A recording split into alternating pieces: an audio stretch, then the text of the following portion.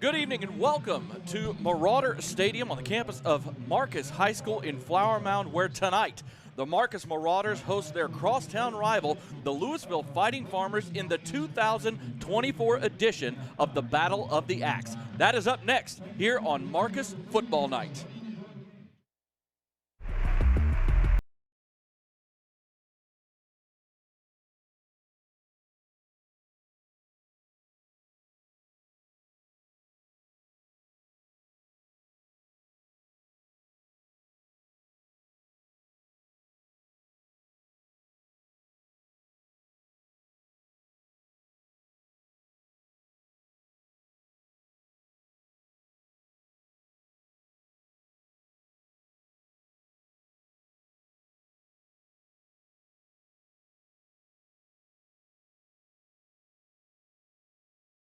Everyone, and welcome to Flower Mound, Texas, here on the campus of Marcus High School, Marauder Stadium, home of the Marcus Marauders. As tonight, the Marcus Marauders at 3-0 host the 1-2 Lewisville Fighting Farmers. It is the district opener in 5-6A for both teams, and tonight, starting off district play, we start off with a rivalry game in the 2024 edition of the Battle of the Axe. My name is Jacob Dedamore. I'm here with my broadcast partner, Tim Smith. And Tim, not only have we had a week off, we had the bye week last week, the whole district did, and we're back tonight, and the real season begins with the start of district play.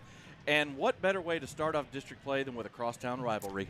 The Battle of the Axe. It sounds so medieval, and this is going to be so exciting. The weather is fantastic. It's an absolutely perfect night, and you can't ask for a better way to start off district play, in my opinion, than with this huge rival game and get that axe back for Marcus. For those who aren't aware, obviously Lewisville ISD, the main school is, of course, Lewisville High, which has been around for a long time. Marcus was actually the second high school that was opened inside of Lewisville Independent School District. So this is the oldest rivalry in Lewisville ISD. This will be the 39th meeting between these two schools. They first met in 1986 when Marcus began playing varsity football, and Marcus leads the all-time series 21-17. However, Lewisville has taken the meetings each of the last 2 years, including the first year under head coach Mike Alexander. Last year, Lewisville took the game by a score of 14-3. The year prior, it was also another close battle. It was a 17-14 final there that Lewisville was able to take. So tonight,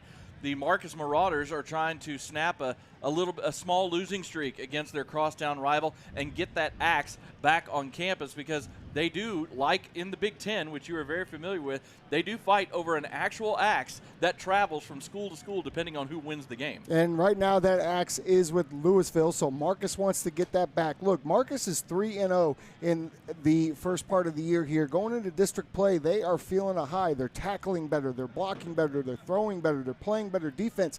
They are on a high. Lewisville coming in 1-2. Now, they're not your typical 1-2 team. I was down on the field in pregame. They're a big, fast team. This is going to be a great game, but I feel like Marcus is set up tonight to have a big night. Now, we talk about all the anticipation and excitement about the Axe game, but once that whistle blows, it's just football, Jacob. Yeah, and again, this is a reset after a bye week for the entire district. This is a reset for the start of district play for both teams. We talked about Marcus, as everybody knows, being 3-0 in their non-district slate. Lewisville, as we said, went 1-2. However, the two losses were close games, and they involved big fourth quarters by the opposing team. They lost to Byron Nelson out of Trophy Club 32-28 in week 2, as Byron Nelson had a 20-7 fourth quarter to come back and win that game. 2 weeks ago against Rockwall, it was a 28-27 Rockwall lead going into the fourth quarter, 1-point game. Rockwall scored a couple of touchdowns in the fourth to pull away and defeat Lewisville 42-27. So it's not like Lewisville's been in every – they had a blowout win first week over Mansfield Summit. But even their two losses, they have been right in both of those games into the fourth quarter.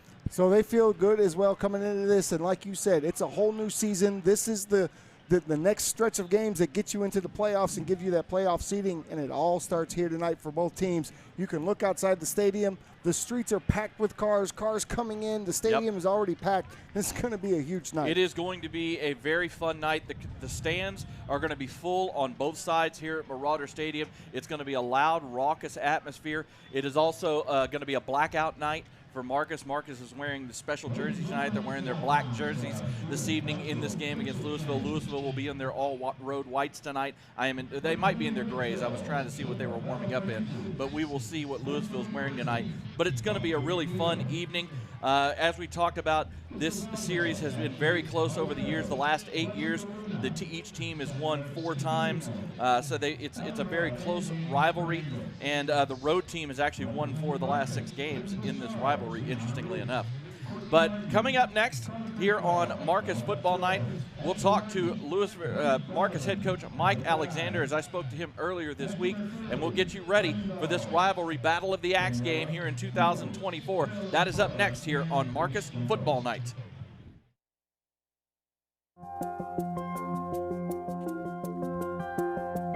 Tonight's game is brought to you by Orthopedic Associates, proud sponsors of Marcus High School football. Whether it's a game-winning touchdown or a fierce tackle, we're here to keep our athletes strong and in the game.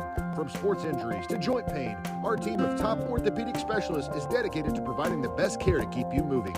Visit us at Orthopedic Associates, where your health is our victory.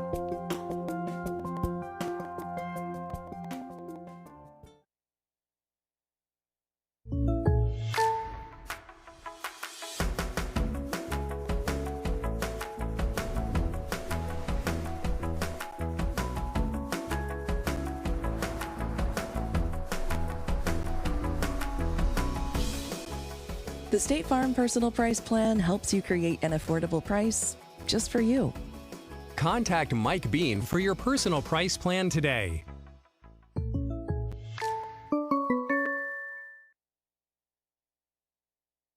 Fall will be here before you know it. Is your home ready? Upgrade your home with Pella Windows and Doors for only $199 a month. Our beautiful, energy-efficient windows come with a lifetime warranty, ensuring your family stays comfortable through every season. Call now for a free consultation and make sure your home is prepared with Pella.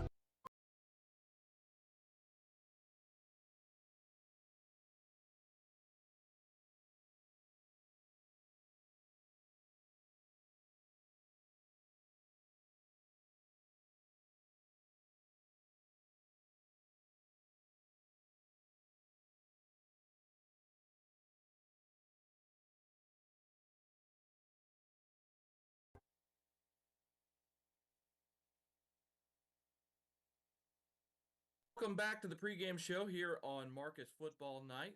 Jacob Dedamore here, and I'm joined by Marcus head coach Mike Alexander. Coach, bye week is now behind you, getting ready for the start of district play, obviously, tonight.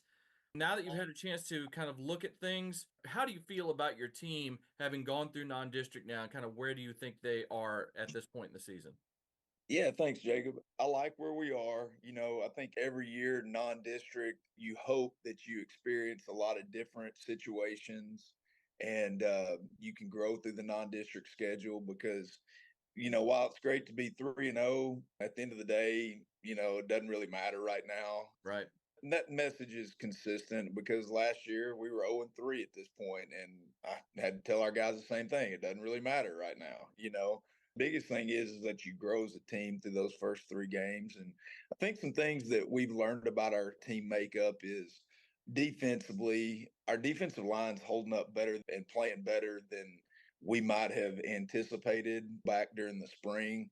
We knew we were going to be inexperienced there, but our guys that are up front, man, they're getting after it and playing really hard, making up for lack of size with their energy and their effort and their execution. So hopefully that'll continue. Moving Brock Goldwas to the middle linebacker, he's improved over the 3 weeks and still has room to grow, which is encouraging because it's a different animal when you move from playing out on the perimeter like he did, played safety last year. And then in the spring, we played him at Sam linebacker and then made the move after the scrimmage to play him at Mike. There's some growing that's got to take place there. And he's embraced it. And I think he's going to play really well for us in the middle on Friday. And the secondary is about where I thought they'd be. We felt really good about our secondary. We're playing good football in the back end, not giving up the big home run plays and tackling pretty well. So we just got to keep improving at our tackling. We're tackling better than we did last year, and I'm proud of that. And then offensively, we knew that Isaiah Kilikipi was going to be a workhorse for us. We've been pleasantly surprised with the emergence of Mason Jones as not only a number 2 back, but somebody that can come in and finish series and finish drives off for us. And there's not much drop off, if any, when he takes the field. So we've been really pleased with that. And then just the growth of Colton and growing up from being a sophomore quarterback at the beginning of the year, we feel like he's improved each week and gotten more comfortable. And we have found out that he's really good outside the pocket. He can extend plays, and that puts defenses in a bind. Yeah, I would agree with that. And as we enter district play tonight, you will be starting off with one of the 2 rivalries for Marcus, and this is the older of the 2. Now that you had the experience with these 2 rivalries, you had 1 year doing it. What has been your sense about what this rivalry means to the Marcus community? Just like in most cases, the kids feel the sense of urgency from the community to go out and play well and win this game. It's one game that doesn't count any more than any other district game. However, it's a year's worth of bragging rights. This is the battle of the axe, and that axe floats between schools. And there's a lot of pride to having that axe in the field house. And our kids desperately want to get it back. It'll be an electric environment. It'll be very intense. You can feel the weight of the game from snap to snap, throughout the game. I mean, there's no moments in the game that are, I guess, lackluster. Every snap's important. And so it's a big one, and I'm excited for it. When you look at this Lewisville team this year, especially on the offensive side, you're dealing with a relatively young football team. Their 2 biggest weapons are both sophomores. Their quarterback, I should say, is a sophomore. And their number 2 running back and one of their best receivers, sophomore as well. What have you seen, I should say, when you see this Lewisville team on film? An extremely athletic, talented group. By far the most athletic collective that we've seen this year. I think there's things that we got out of the Arlington game that'll give us some similarities. Arlington really wanted to get the ball out on the perimeter. We learned some stuff from that game about how to defend that and what we can do better. But I think this is going to boil down to tonight for us just playing really smart football. We've had a good week of preparation. We know what to expect. We know how they want to get their athletes the ball in space. We know what we need to do to combat that. So if we can play a smart, tough football game, I think we have a chance to really do well tonight. Yeah, and on the defensive side, their 2 senior defensive linemen really do like to create a lot of havoc in the backfield. That has been an issue off and on for the offensive line. What have you guys worked on to try and kind of clean some of that up? Yeah, I think, our offensive staff has worked hard this week in terms of being smart ourselves and not putting certain players up front in positions to be one-on-one in pass pro with some of their better players. And, it's going to boil down to, can we protect Colton? in the pass game, and can we create enough creases in the run game for Isaiah and Mason to get loose and get some first downs? And, that's going to be the challenge because they are really, really talented up front. It'll be the best defensive line that we've seen up to date. I have no idea what the rest of the district has. We'll take this 1 week at a time, but it's going to be a big challenge. Well, I know we're looking forward to the atmosphere here tonight and hopefully get you started in district play with a 1-0 record. That'd be excellent, Jacob. Thank you. Thank you very much for your time, Coach. That is Marcus head coach Mike Alexander. We will be back with more of the pregame show here on Marcus Football Night.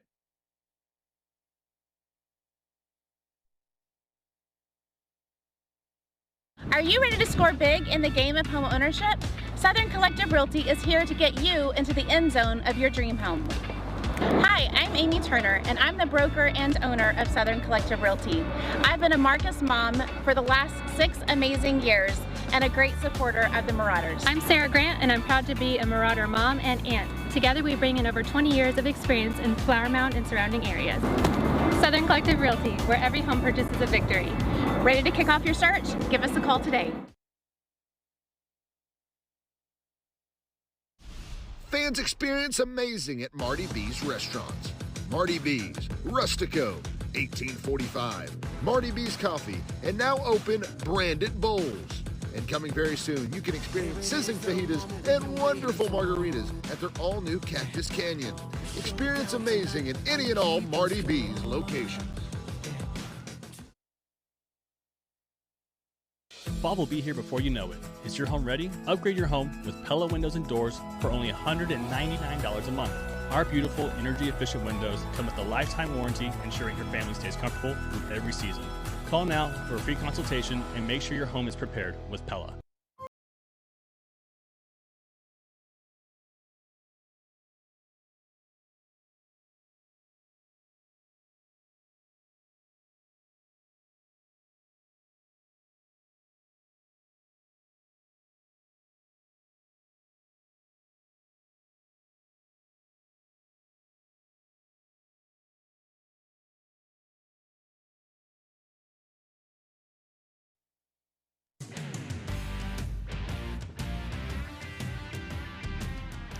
Welcome back to the pregame show here on Marcus Football Night. Jacob Dedamore here with you, along with my broadcast partner, Tim Smith, as we are getting ready to bring you the 2024 edition of the Battle of the Axe between the Marcus Marauders and the Lewisville Fighting Farmers. And right now, it is time for the 3 keys of the game. And for that, I send you to my partner, Tim Smith. I appreciate that, Jacob. Well, key number 1, district play starts tonight. You talked about it. Stay poised.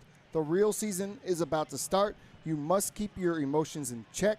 These kids, they've played against each other, and some of them have been teammates since they were little, so there's nothing like a little rivalry game to kick off district play. I can't say that word, yeah. And the battle for the axe. I love that. Defense, sure open tackling. Coach Mike talked about it in his interview. Tackling was an issue early on. They've really improved over the last couple of games, and the game 2 weeks ago did a phenomenal job tackling in space. Lewisville has some shifty athletes that they will like to get in space here tonight, and so that's going to be the challenge for the Marcus defense. How well can the defense tackle an open field? Very, very important tonight. And lastly, offense. Hold down the trenches. Obviously, Lewisville, they have 2 stud defensive ends. We talk about it week in and week out in every level of football. Everything starts up front. This offensive line, they have a new look lineup 2 weeks ago, and that lineup's going to stay. It's the best lineup we've seen so far. They did a really good job at pass pro, and they were opening up those running lanes, and that's a big key tonight is get that run game going early, keep Nussmeier safe in the pocket, and keep that defense off balance just a little bit. And one of the things I do want to go back to that first key, and that is staying poised and keeping your emotions under control, because like you said, like we talked about, not only is this the 5-6A opener for both schools, but in a rivalry game specifically, one like this that has been going on for almost 40 years, the true crosstown rivalry between these 2 schools. We see it at the college level, we see it at the pro level. Sometimes, especially early in these type of games, guys can be a little keyed up. Yeah. And can let their emotions get the better of them at times. I think especially early on, really for both these teams, but speaking about Marcus, it is going to be a key point I'm sure Coach Alexander will address to, hey, guys, stay within yourselves. Yes, we know how much this game means to all of us, but you got to keep it under control and stay within yourself. There's going to be a little extra emotion, I think, at times tonight because of you have DJ Williams, who's one of the starters for Lewisville, who transferred from Marcus in the spring and is now playing on the crosstown rival. So that'll bring a little extra added emotion to this rivalry game tonight, but it's going to be incumbent upon them to just kind of keep it under control and not let yourself get out of it a little bit emotionally. Yeah, football is an emotional game. It just is. The key in rivalry games like this is who harnesses that emotion for their benefit. And the team that is able to do that typically will come out on top. You got to think of everything that's going into this. For the seniors, it's the last time that they get to play against each other here tonight. For somebody like the sophomores like Nussmeier, this is his first time to really come out and get the start in a game like this. So this is the start of his rivalry high school career. So this is a lot going on here tonight. And again, harness those emotions, use them to your advantage. Let's go play some football. Yeah, and one of the things I want to highlight about both of these teams tonight is both of these teams are relatively young on both sides. I would say Marcus is slightly more experienced than Lewisville, but not by much. When you look across the lineup for both of these teams, Marcus has a ton of juniors in their 2D they sure do. On their side. For Lewisville, they're even younger. They've got a lot of sophomores in their 2D that play. Both of these are pretty young teams, especially on the Lewisville side, with a lot of new guys playing varsity for the first time and just now really getting into the varsity side of this rivalry. But right now, let's go ahead and get those starting lineups for your Marcus Marauders, and we will start on the offensive side of the ball. And we'll start with that big offensive line, all juniors up front. Frank Adams, number 71 at left tackle. Jimmy Graham, number 60 at left guard. Grant Gogger, number 72 at center. You have Matthew Willett, the right guard, number 65, and Rhett Harmon, number 75 at right tackle. At your outside receiver positions, you've got the senior Rhett Garza, number 6 on one side. In the slot, you have Cooper Campbell as your quick H. You also have the starting tight end Jackson Morris, number 80. Those are where in the skill position is where Marcus has the experience advantage, is at the skill positions. And of course, Jackson Morris had 3 touchdowns in the non-district finale. In the non-district finale 2 weeks ago, he's got 4 on the season. He's been very key. In the backfield, you've got obviously the starting quarterback, Colton Nussmeier, the sophomore. Jake Bayer is actually moved. He is now moved out to the outside behind Rhett Garza. Your other outside X receiver is going to be Charlie Burgesson, number 1 at the X spot. And, of course, your big H, they do like to run a lot of 2 tight end sets, do the Marcus Marauders, and that big H is number 44, Gavin Huffman. On the defensive side, for the Marcus Marauders, the defensive front, Tony Lee at nose tackle, the senior, who has been having a phenomenal senior season so far through the non-district slate. Maddox Neese is going to be at one kind of defensive end tackle spot.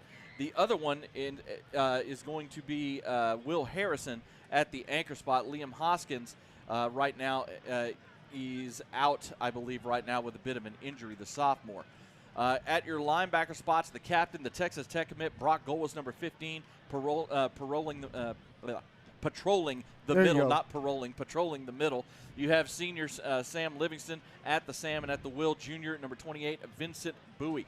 In the secondary for these Marcus Marauders, your 2 outside corners, junior Bradley Ezioki, number 5, and the senior Taylor Haslam, number 18, Jet Jonker at the Freak, number 27, Easton Mitchell, who's been making play after play the last couple of games for Marcus at the Rover position, number 4, and then, of course, the Bandit, number 3, Jamison Mayfield. That's your starting lineup for the Marcus Marauders on both sides.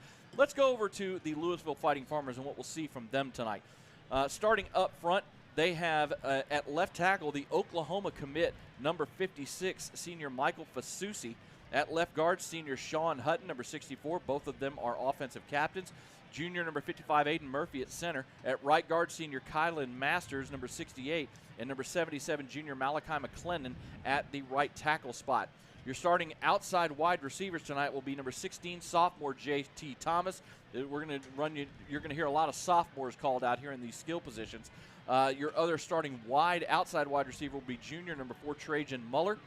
At the slot position, the primary slot position will be manned by number 13, junior Lorenzo Cruz.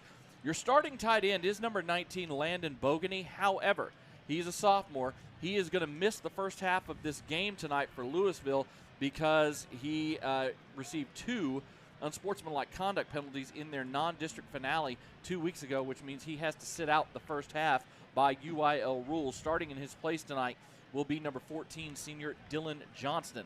The starting quarterback is a sophomore, number 5, Trey Williams.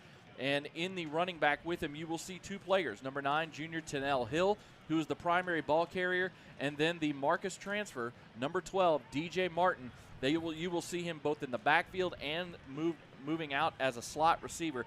They like to get him, DJ Martin, the ball in open space. He actually leads the Fighting Farmers in receptions. He has 13 catches on the year, and they swing it to him out of the backfield. They put him in the slot and just try to get it to him in open space. Interestingly enough, Landon Bogany, who we talked about, the sophomore tight end, he's the second leading receiver on this team, and he's going to miss the first half tonight.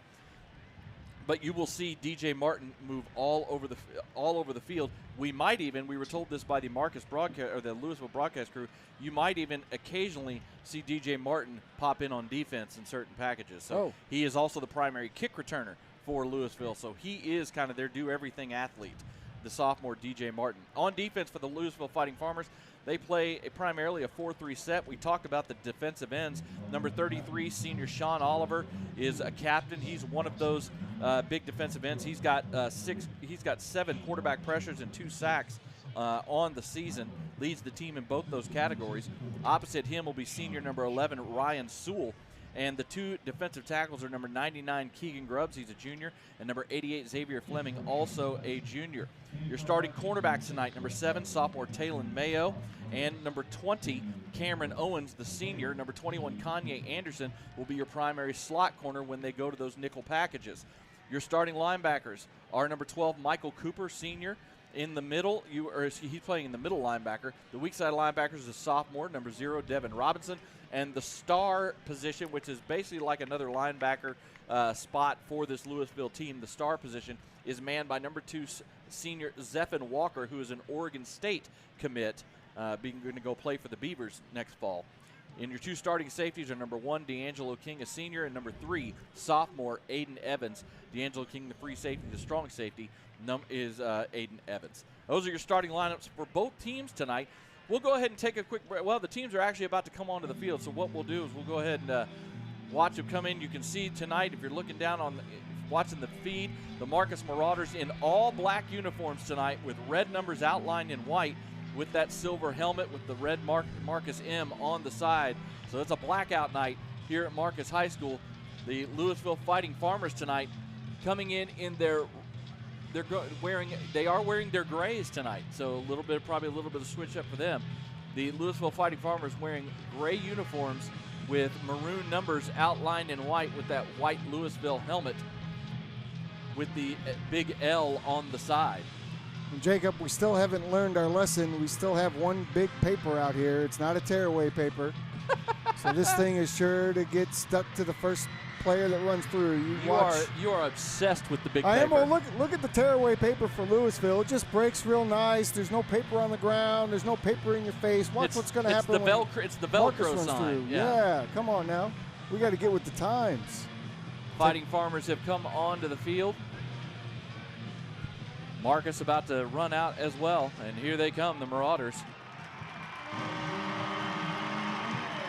See, they got smart this time, and they had the guy without the flag run through the paper first. Yes. Head first to break it. Much better scenario. There's still paper on the ground. Nobody fall. Can't have the guy with the flag be the first one through. That time we had a plan. I like that. It's weird, the little things we get obsessed by, isn't it? By the way, we talked about this being the district opener in 5-6A. Again, that is the same for the entire district as tonight in 5-6A. You have Hebron Hebron on the road at Coppell, who's top 10 in the state right now. Little Elm is up in Denton to take on Braswell High School. Denton Geyer is right down the road here at Flower Mound taking on the Wildcats.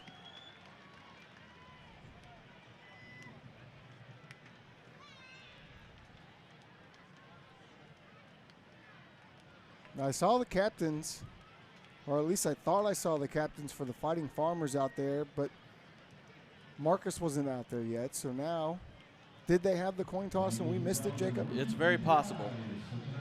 Well done. We just got told by our on-site our on-site producer that yes, we did miss the coin toss. So we apologize for that.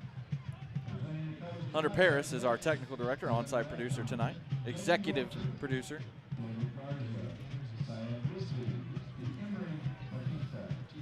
And the colors are now being presented by the ROTC for Marcus High School. Really, really like these black uniforms, Jacob.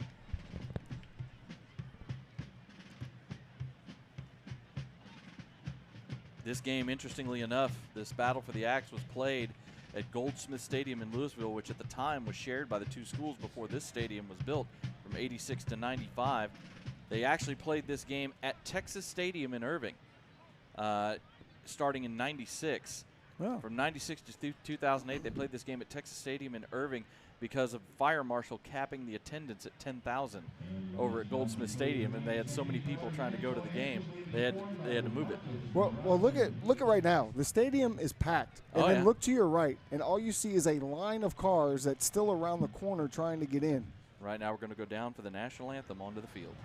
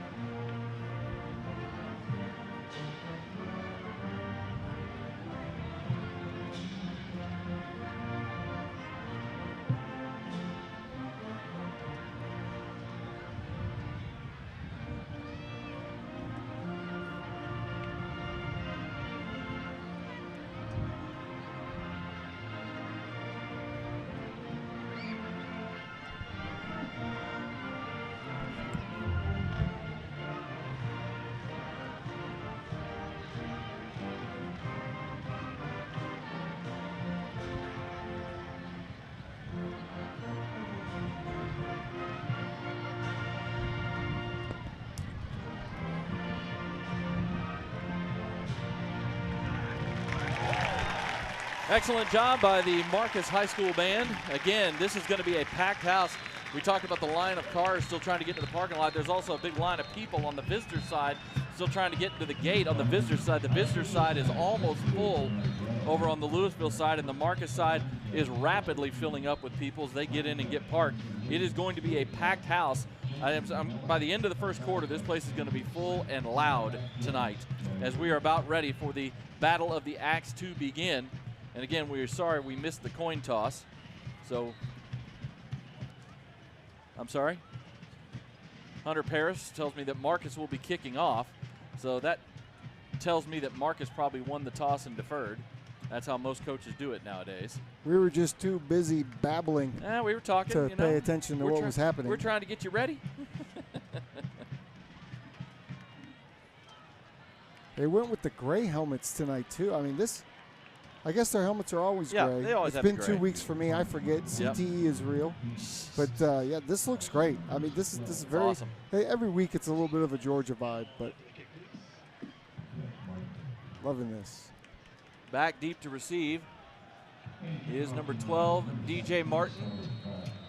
And on the other side, I can't quite see the number of who else is back there with him. But Owen Gall ready to kick off, and we are underway. High, deep. This one's going to go about 4 yards deep, and it is going to be returned. Out past the 10, up to not even the 15-yard line. Great coverage that time by the Marauders as it was number 1, D'Angelo King, the senior defensive back, who returned that, and Lewisville is going to start inside their own 15-yard line. That seemed to be one of those situations where you're letting your emotions drive your play. We talked about it. Keep those emotions in check. You don't want to take the ball out from 2-3 yards of your own end zone. Lose a lot of yards for your offense that way. This is not a good field position start here for Lewisville. So they're going to come out in a 4-wide set with trips to the near side of the field. Going to be a handoff to Tennell Finding room up the middle, out past the 20, 25, up past the 30. Big run here to start, out past the 40, 45, up into midfield into Marcus territory. And a great run by the junior Tennell Hill, number 9, to start things off for the Marauders as he gets that out for a 39-yard run into Marcus territory at the 48. Real nice way to seal the edge for Lewisville, and then good downfield block by the receiver on that side of the field to really create that big-time run down the sideline. Snap back on shotgun on first down. Deep pass up the near sideline, and that pass is going to be incomplete. Knocked away. He was trying to get the ball, was Trey Williams to number 14. The wide receiver, or the tight end, Dylan Johnston, who again is starting tonight, the senior for Landon Bogany, the sophomore, who is suspended for the first half. And that was Brady Moore, I believe, that broke it up. Nice job to get in there, make contact as soon as the ball was there, and get it out of his hands with his offhand as he was able to swipe the ball away. By the way, Tennell Hill, after that 39-yard run, he came into tonight with 307 yards rushing, couple of touchdowns, averaging almost 5.5 a carry. Trey Williams, the quarterback, completing 61% of his passes, 653 yards, 9 touchdowns, and 2 picks. Little slip screen that time, incomplete, as he tried to get the ball to number, let's see, I didn't see the number on that. Well, actually, did I see number 19 out there? Landon Bogany? I thought he was suspended, but I thought I saw number 19 out there. I think it was 18. Was Jacob. it 18? It was 18. Okay, that'd be Deontay Weathers, sophomore wide receiver. Tried to run a little tunnel screen there, and yep. Really, Marcus did a really good job. They were in man defense, and they defended that very well. So 3rd and 10 now, shotgun snap back. Williams looking to drop it off. It's a little screen, and Marcus is all over it. They dropped the receiver at midfield for a loss of 2 yards. They tried to slip Tennell Hill out for a screen, and Tony Lee, the senior defensive tackle, sniffed it out, the nose guard, and it looks like Lewisville is going to be forced to punt, as it is now 4th and 12 at midfield. We've seen that a lot from Marcus this year. We've seen them have good play recognition. It's really hard to get screens against them typically. We had a penalty on Lewisville. I didn't see what the call was, but it was declined by Marcus. It was a hold apparently on the play. Marcus declines, of course. And after the big run by Tennell Hill, the drive stalls at midfield, and the Marauders get a stop on the opening possession. Couldn't be a better start for that Marauder defense after that big run they gave up. The punt is high and very short. That is going to hit at the 30, but take a Lewisville roll all the way inside the 15. Wow, that thing bounced almost about 15 yards down to the 11-yard line, maybe a little more than that, about 18 yards on the punt. That was number 47, senior Sebastian Guerrero. That thing was high and short, but he got a lucky bounce. And the Marauders start at their own 11. And I'm sure if you ask Guerrero, he's going to tell you that's exactly how he planned it, sure. For the nose to come down, hit that away. He's practiced it a million times. We're going to give him credit. That was a heck of a punt. That ball traveled about 20 yards in the air and then bounced another 18. Hey, it's like golf. It doesn't matter how the ball gets forward. Just make it go forward. 1st and 10 for the Marauders, their own 11. Nussmeier in the backfield along with Kelly Ikipi. As they go 2 tight ends and 2 wide receivers here on this opening possession. Handoff over the left side, out past the 15. Great run by Kelly Ikipi out to the 19, and a gain of 8 to start things off. Isaiah Kelly Ikipi on the season, 368 yards, 4 touchdowns, averaging 5.9 a carry. And he took a big hit at the end of that one. Good ball security, because I don't think he was expecting that kind of wallop as he hit the hole. 2nd and 2 now for the Marauders. This time they'll go with trips receivers to the near side of the field. And they actually have an empty backfield. Wildcat. Over the left side. Going to be just short of a first down. Yeah, you're right. It was Wildcat. Isaiah Kelly Ikipi took the snap, went over the left side, and is going to be about a yard short of a first down.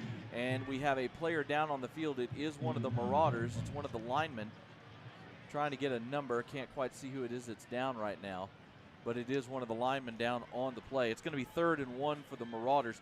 Let's go ahead and take a quick break while they treat the player on the field. We'll be back in just a moment. This is Marcus Football Night.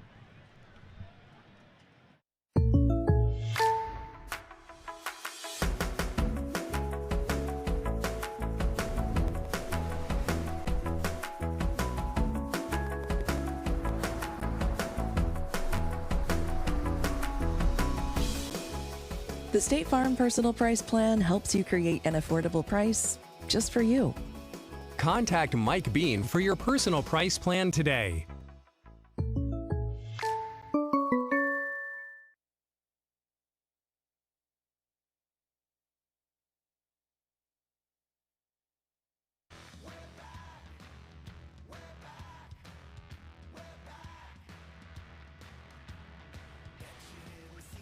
Back here at Marauder Stadium, and they're still treating the Marcus player down on the field. I still have not been able to see number for the young man who's down. It is one of the linemen, and we'll get you a number here in just a moment. As they're talking to him, that doesn't look, you don't want to speculate, but you wonder, 65. Okay, that would be Matthew Willett, the starting right guard, who is down right now. Really one of the anchors of this line is Willett. Yeah. He's the one out there oftentimes getting the pancakes and the big blocks that we talk about. So we hope he's okay. Yeah, it looks like he's kind of reaching around for his back. You wonder, like, maybe he hurt his back on the play, because that's where he's kind of reaching one of his arms. He's coming off under his own power. Yeah, hopefully he can come down, get stretched out, get himself feeling a little bit better, get back in this thing. Checking in at right guard. Looks like they're bringing in number 58, Colin Bain, the senior. 3rd and a yard for the Marauders as we get back to play. Garza goes in motion. Snap back, they're going to hand it to Garza, a little end around. He's got room around the corner out to the 25 and almost to the 30. Great little reverse motion, and they hand it to Garza on the jet sweep. He's brought down by number 21, Kanye Anderson. Oh, the sweet feet of Garza to get around the corner. There was nothing there initially where the play was designed to go, but he made a little stutter step and was able to get to the edge with his quickness. Nice early first down here for the Marauders, and they got something cooking. 9-yard gain, 1st and 10 out of the 28-yard line, or out of the 29-yard line for Marcus. Stack receiver set on the far side, snap back play action. Nussmeier rolling to his left, looking downfield, and he just gets rid of it. Nobody open, so he throws it away. Lives to fight another day, 2nd and 10. And you get the feeling they'll try to do that a little bit tonight, is keep Nussmeier, keep that pocket moving. Yeah. That's how they have their best pass protection, especially when you have 2 really good DNs. But that time, Lewisville not biting on it. They played really good contain on the outside, forcing Nussmeier to get deeper in his rollout, and then just played great defense on the back end. Nussmeier on the season, 568 yards passing. He's got 7 touchdowns and 1 interception, completing 57.4% of his passes this year, 2nd and 10. 2 receivers to the near side, snap back to Nussmeier. He fires, that pass is knocked down. That one was knocked down by number 1, I believe that was that number 1 D'Angelo King? No, check that. Number 11. Number 11, not number 1. That was Ryan Sewell, one of those senior defensive ends we talked about. Yeah, we keep talking about him, and he gets that big paw up like a bear and knocks the ball down. So now the Marauders find themselves in a 3rd and long.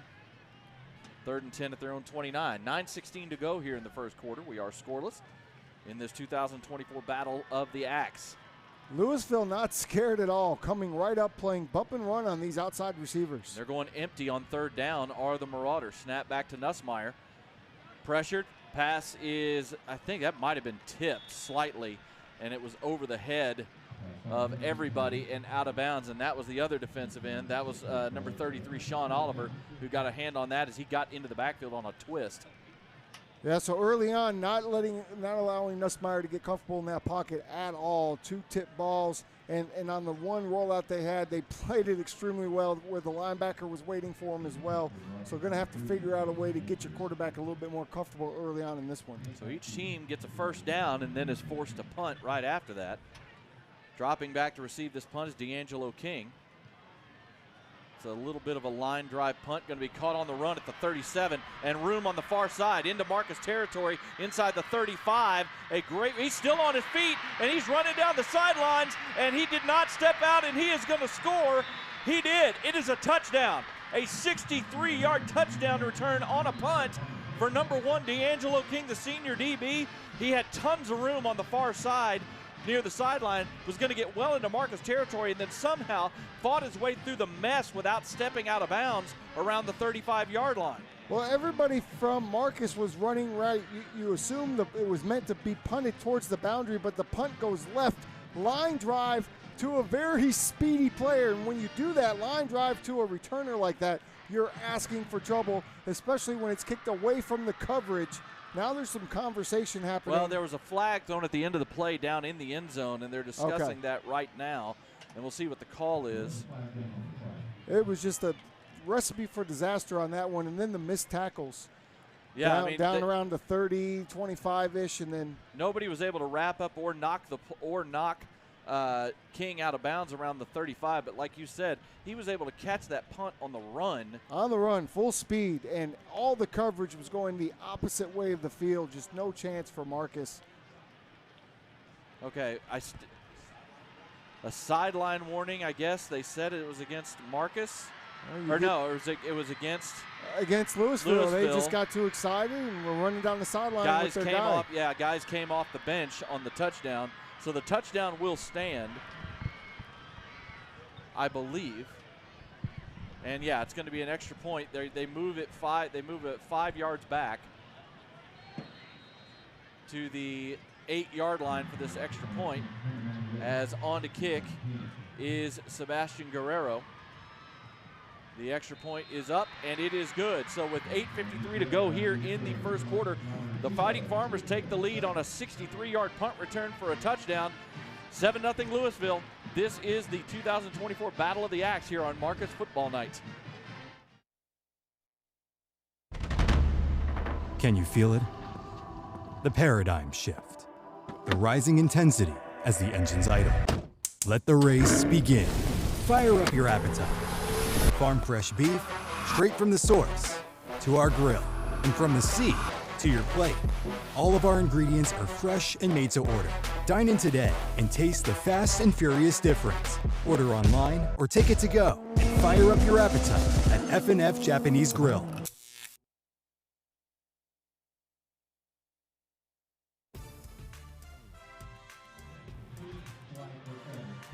Back here at Marauder Stadium, where the Fighting Farmers have taken the lead here in this battle for the Axe, and they do it on special teams. A 63-yard punt return for a touchdown by the senior defensive back D'Angelo King has given the Farmers a 7-0 lead. It's those type of plays in any game really, but especially in rivalry games that are an X factor, and Lewisville gets the first one of the night. Yeah, that is a hurtful play.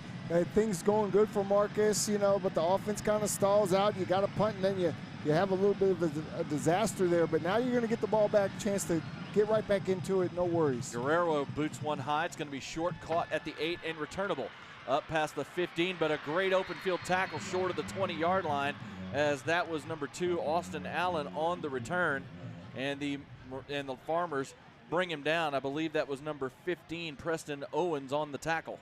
Yeah, that was just a good open field tackle. You look at the belt, you break down, and you don't let that returner get anything. And so here we go again with not great field position to start the drive for Marcus. Yeah, Marcus starting inside their own 20 for the second possession.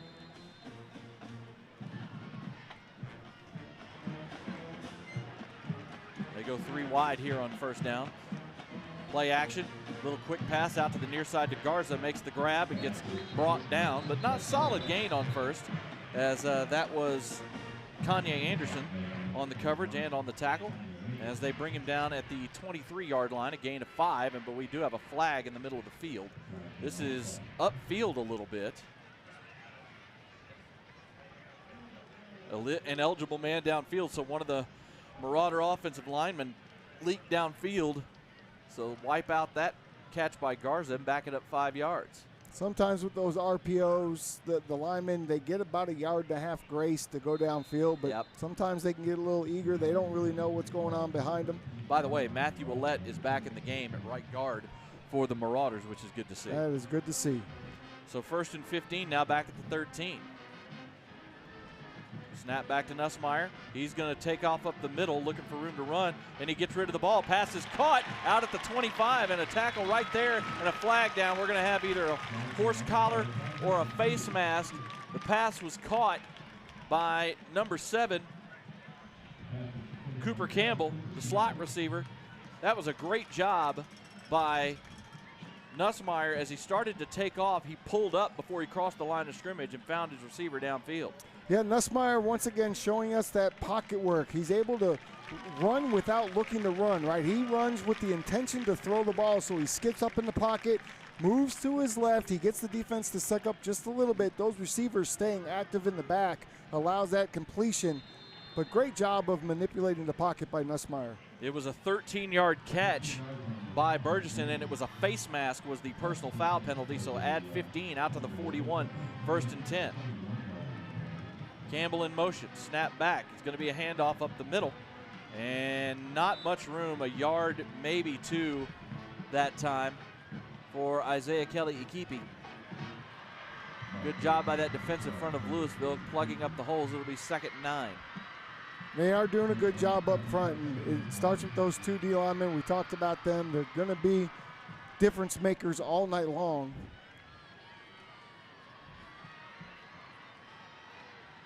This time the Marauders coming out 2 tight end set as they have both Jackson Morris and Gavin Huffman in the game. Tight formation in a bunch on the near side. They're going to swing it out to Kelly-Ikipi on a screen. 1 block is made, and breaking a tackle or 2 is Kelly-Ikipi, but he's only going to get about a yard, if that. I think they brought him down at the line of scrimmage. Great pursuit by the Lewisville defense. They hold him to no gain on that swing pass. What we're seeing from Lewisville is they're very good at the open field tackle, are they not? They seem like you're going to complete the ball, sure, but we're going to make the tackle right then and there. Yep. And so far, every chance they've had to make that open field tackle, they've made it happen. Yeah, and now you're in a 3rd and long again. Very on point so far for the Fighting Farmers on defense.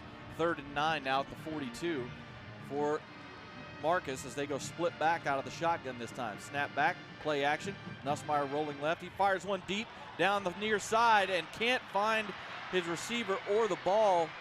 That time it was number 1, Charlie Burgesson, who kind of got turned around, looked to his inside, the ball went to his outside. He was kind of twisting trying to find the ball, and it went over everybody, and the Marauders will have to punt. Yeah, the ball just kind of went a little bit too far. I think the receiver kind of lost it in the lights a little bit trying to find it.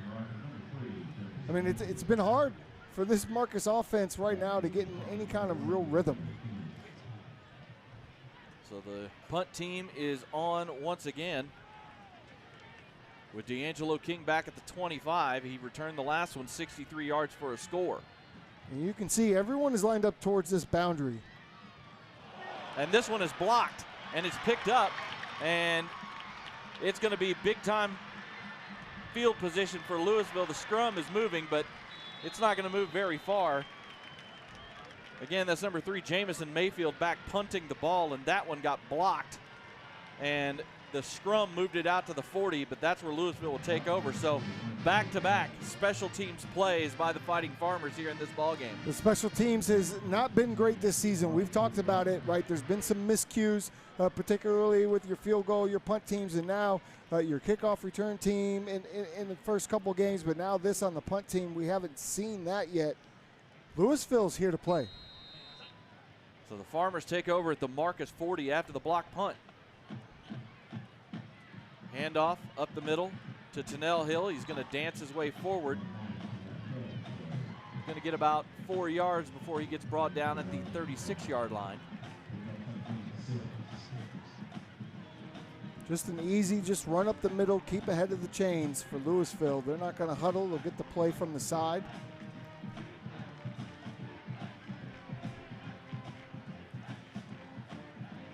Trey Williams stays in the shotgun with Hill next to him. Another handoff to Hill, goes up the middle again, inside the 35, down near the first down marker, and I believe he's got it. Tennell Hill just drove through Brock Golwis as well as number 4, Easton Mitchell, and pushed his way for, now they're going to say 3rd and a foot. They're going to say he's just short, and now we're going to have a false start. I thought he got the first down, but they said he was about a foot short of the 30, and so it was 3rd. Well, now they're changing now what it. are they doing? Okay, well, that's on the officials. The officials lined it up, didn't signal first down at first, and so the change were still set up for a short 3rd and short, and so Lewisville runs up to the line to try and do a quick hitter and maybe QB sneak it and somebody false starts.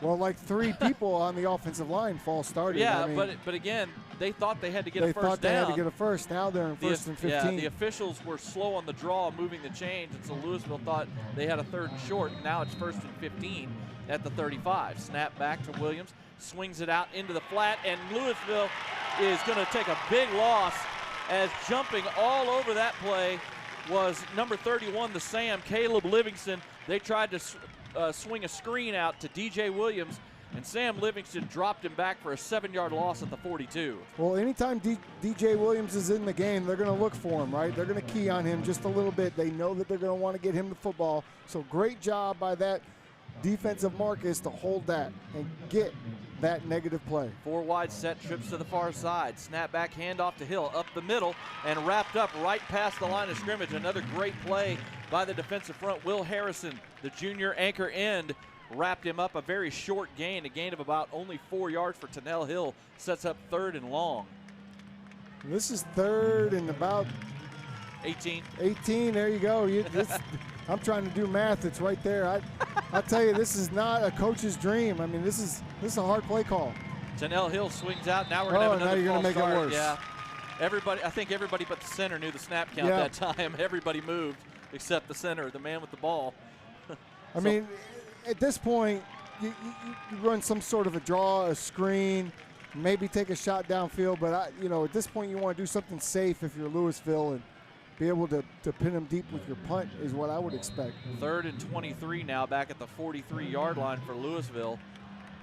Again, this whole series of downs started with the chain crew not knowing it was a first down and not moving, and I think having Lewisville think it was 3rd and short instead of 1st and 10. Changed the whole drive. And it changed the whole drive, yeah. 3rd and a mile back at the 43 of Marcus.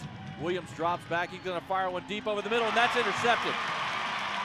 Easton Mitchell's got room to run on the near sideline. He's into Lewisville territory. He's going to be tackled at about the 39-yard line. Check that. That was not Easton Mitchell. That was Jamison Mayfield, the bandit. Terrible decision by Trey Williams, the sophomore.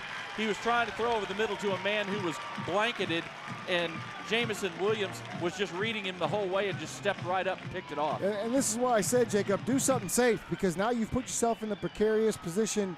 You knew Marcus is going to drop back into that. They had a 3-man deep zone back there, and you threw it to the middle where the middle safety was just waiting for you. Yeah. Not a good idea. Great job by Marcus, and now they're set up at the 39-yard line. That was about a 31-yard return of that pick by Jamison Mayfield to the Lewisville 39, 1st and 10. Snap back, flag down immediately. Here comes the pressure as Nussmeier gets away. He'll get rid of it downfield, and it's caught but out of bounds, so to be incomplete. Let's see what the penalty is. That's usually either illegal formation or offsides, one of the two. The head linesman dropped that flag immediately. On the snap. But, man, I tell you what, we got to give a tip of the cap to the Marcus defense. After that block punt, they did give up the 10 yards on a couple of runs, but immediately made negative plays, and quick change defense pushed Lewisville back. The penalty is offsides against Lewisville, so that'll move it to the 34. So far, really, the only difference in this game is that punt return. Otherwise, both defenses are really ramped up. Both offenses having a hard time really finding the rhythm so far early on. Yeah, two huge special teams plays have been the signature spots of this first quarter.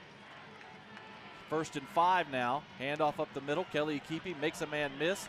Gets inside the 35. They're going to mark him down at the 32, a gain of 2 yards, setting up 2nd and 3. And Kelly Akipi once again taking another ferocious hit. That was the DB coming up. The senior Stephen Walker for Lewisville just put the boom on Kelly Akipi at the end of that run. Yeah, Zephan Williams, that star linebacker, the senior, he's the Oregon State commit. And he's a captain on this defense. And he's been flying around the entire evening. 2nd and 3 now at the 32 for Marcus. Nussmeier again gives it to Kelly Akipi, who just drives forward. Going to be a little bit short of the first down. Looks like he's going to get to about the 30, another gain of 2, setting up a 3rd and 1. Right now, that Lewisville defensive front right now is doing a good job of just clogging things up in the middle when Marcus tries to run the ball. They are. They're doing a good job, and they're bringing pressure from those DBs on the outside as well, pinching down on that run game. You have to wonder when we might see a play action. 3rd and a yard now for Marcus. 3:20 to go here in the first quarter. Tight formation. Two tight ends in the game. Running back in motion, snap back. They swing it out to Kelly Akipi, makes the grab, and he'll just get the first down. Another great tackle by number 21, Kanye Anderson, who's made a number of stops here in this first quarter. Everyone out there for Lewisville is getting their tackles in tonight. They're doing a really good job, particularly in the open field against the athletes for Marcus that we've seen run through and around people all season long so far. But Isaiah Kelly Akipi on the swing pass got what he needed, 2 yards down to the 28, 1st and 10. Marcus trying to take advantage of the turnover here. Snap back to Nussmeier. He drops back, fires deep up the near side, has a man, and it's just a little too far. Charlie Burgesson had a step or two on the defensive back that time. Had gotten behind it, but the pass was just a little too far, and it's going to be 2nd and 10. At that time, he actually beat Kanye Anderson on the go route. I know Nussmeier wants that ball back because a little bit farther to the inside, and that's an easy touchdown. And those aren't the passes he typically is going to miss. I know he's sick about that one. Well, in the last couple of games before the bye, we've seen him put good touch on those deep balls. 2nd and 10 now at the 28. Handoff, nope. Play action swing pass out inside the 25. Little slip of a tackle inside the 25 down to the 24. That was number 7, Cooper Campbell. On the little zone read action, they're actually going to give him 5 yards down to the 23, setting up 3rd and 5. It's a nice job of blocking downfield by the receivers. I didn't see who was in the slot, but that was a really good job, particularly by the slot receiver on that one. And that allows you to come up with a 3rd and medium, certainly 3rd and manageable. 2:10 to go here in the first quarter. 23-yard line, 3rd and 5 for the Marauders. Receiver in motion, low snap, but picked up by Nussmeier. He's going to step up, now roll to his left. He's looking for room. Now he's just going to take off. Makes a man miss, and he's going to get the first down. Boy, what a move he put on the linebacker, sophomore Devin Robinson. A little juke move and just completely slipped around him and got what he needed down to the 16. His pocket presence is well beyond his years. I love how he manipulates the pocket inside and out. And he doesn't look to run a lot of times, but the coverage was good downfield, and he had to make that split-second decision to make sure to get the first down. Yeah, I mean, even as he was looking down, he was looking downfield even as he started to take off. 1st and 10 at the 16. It's going to be a handoff, bouncing out to the outside. Not much there. Going to be down to about the 15-yard line, maybe a gain of a yard.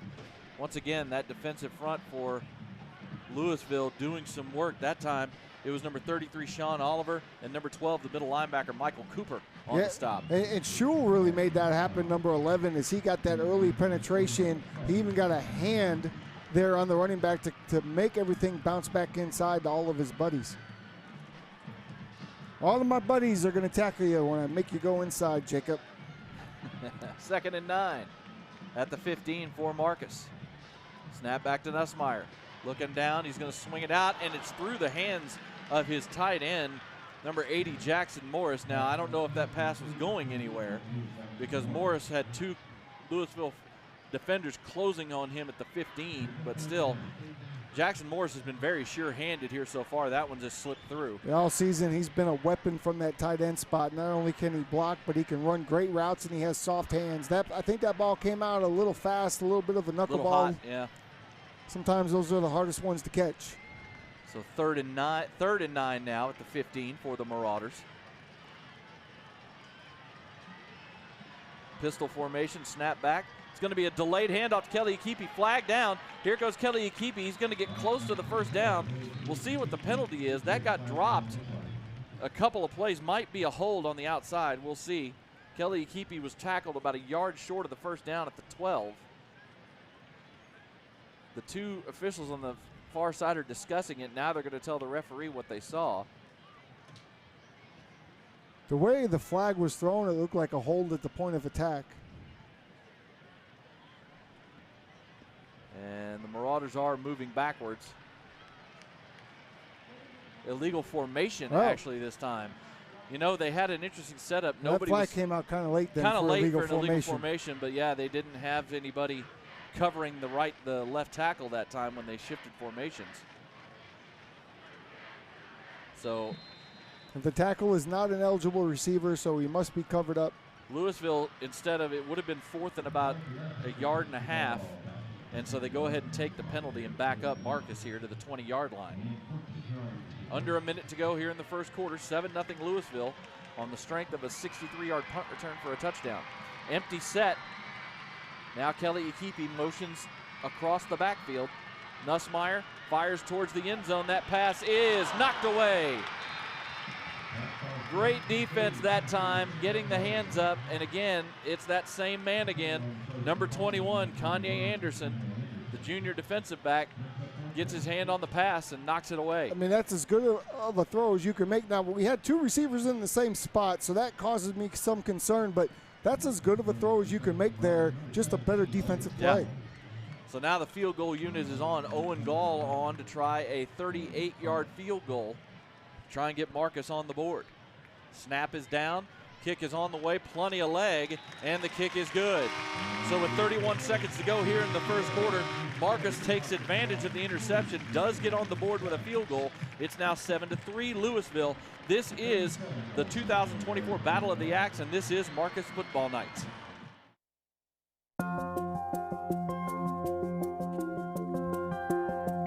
Tonight's game is brought to you by Orthopedic Associates, proud sponsors of Marcus High School football. Whether it's a game-winning touchdown or a fierce tackle, we're here to keep our athletes strong and in the game. From sports injuries to joint pain, our team of top orthopedic specialists is dedicated to providing the best care to keep you moving. Visit us at Orthopedic Associates, where your health is our victory.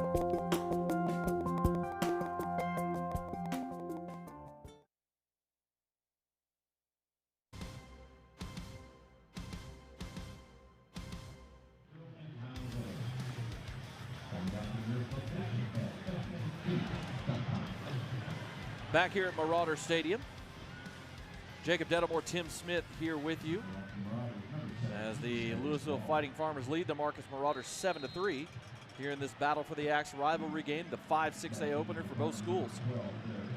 Owen Gall sets things up, boots it away. This one's going to go into the end zone. This time, Lewisville does the smart thing. They let it hit. They'll take over at the 25-yard line, 1st and 10.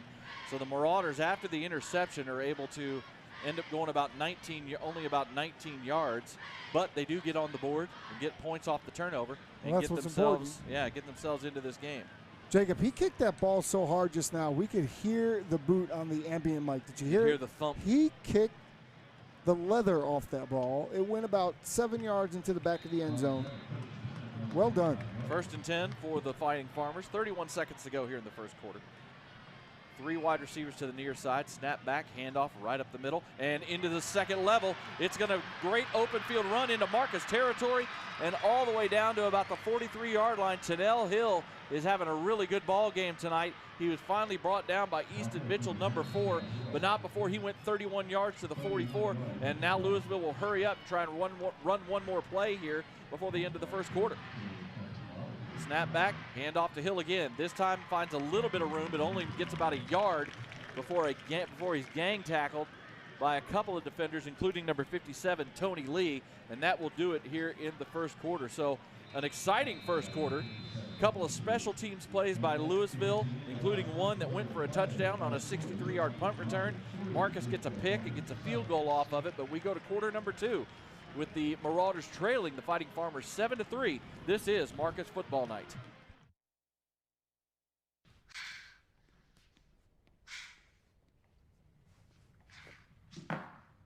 Give me a beat.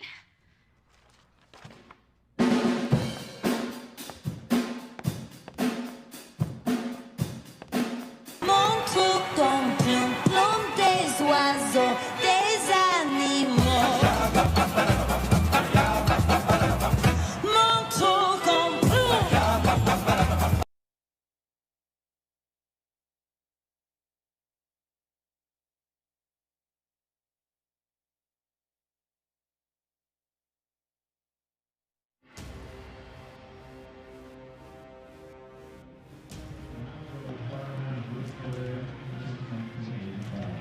Back for quarter number 2 here in the Battle of the Axe as the Marcus Marauders and Lewisville Fighting Farmers do battle. 7-3 Lewisville as we start the second quarter. It's 2nd and 9 for Lewisville at the Marcus 43-yard line. They go pistol formation here.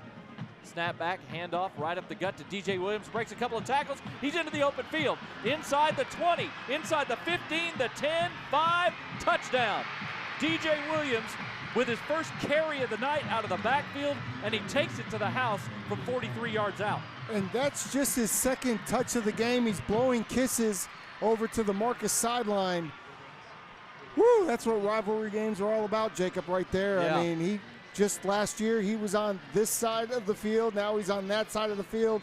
And his first carry of the game, and breaks off a huge one right up the right sideline in front of us. He got to the second level very quickly. Basically fought off with a stiff arm, a couple arm tackles. Coach Alexander told me this week that DJ Williams is very elusive and very hard to bring down. He's not an overly big kid, but he runs strong. The extra point is up and good, and we'll keep it here. 11:50 to go in the first half. It's now 14-3 Lewisville. And the story of this game offensively is Lewisville is breaking off some big runs. Chunk plays. Chunk plays in their running attack. Tennell Hill specifically before that one had in the first quarter, had 6 carries for 85 yards, including 2 big runs.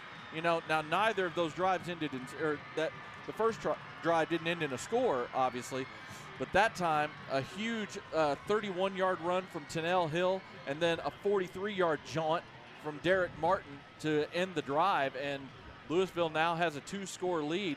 You know, Marcus is going to have to make some adjustments here and see if they can keep this run game under control, because right now that is what Lewisville has going for him, is their running attack. Well, and this is what Coach Alexander was worried about, was stopping those big chunk run plays. You're giving up a couple of them. They hadn't hurt him up to that point. Yeah. Wow. Only a 3-play drive for Lewisville to go 75 yards. It's going to be important for Marcus to answer here. Absolutely.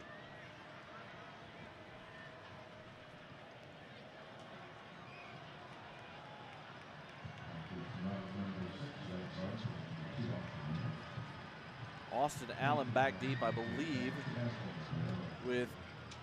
and it will be Austin Allen who will catch it at the 1-yard line and return this. He's up to the 15. He's going to, not even the 15.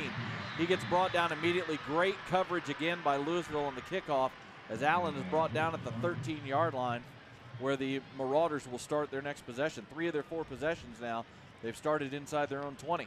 Momentum is real. You can feel it on the kickoff team. Anytime you can pin your opponent inside that 15-yard line, and the crowd over on that other side of the field is nice and loud.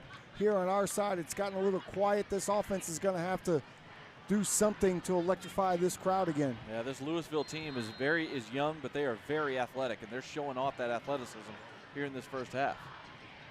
Stack formation, now receiver goes in motion. It's Garza, and he'll line up. Now he'll swing back out. Handoff going over the right side. Again, no gain. I thought maybe there was going to be a yard gain there, but nothing on the run that time. As that time, I believe that was Mason Jones on the carry. Nope, that was Isaiah Kelly-Akipi again. And you come with a little bit of eye candy that time, trying to get those linebackers influenced. But guess what? The linebackers weren't influenced at all. They stayed home. They didn't even pay attention to Garza. Nice run defense, once again, that we've seen all night here tonight by Lewisville. That Lewisville defensive front has really slowed down the run game for Marcus. 2nd and 10. Nussmeier drops back. He's going to swing it out. It's going to be picked. It's going to be a pick 6. Touchdown for Lewisville. And it's number 1, D'Angelo King, who had the punt return touchdown that time. Just a poor decision by Colton Nussmeier. Tried to swing it out to Isaiah Kelly-Akipi, and D'Angelo King was watching him the whole way and just stepped right in front of it and returns it 13 yards for a touchdown. It looked like a zone blitz from here. It looked like they fooled him a little bit. He's been throwing off his back foot, backpedaling. He's been doing it all games that we've seen him so far this year, and getting away with it primarily. And that time, not able to get anything on the throw. Easy read for the defense. And you throw it outside like that, we're going to see how fast you are, and that time not fast enough. So Pick 6. Lewisville now has a touchdown on special teams, on offense, and on defense.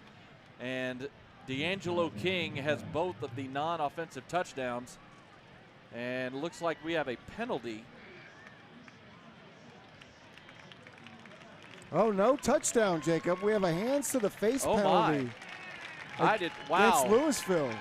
We apologize. I never saw the flag on the field. They called a hands to the face against Lewisville, so that takes the touchdown off the board. What a break for the Marcus Marauders. That must have been somewhere in the interior of the line. Never saw the flag get dropped.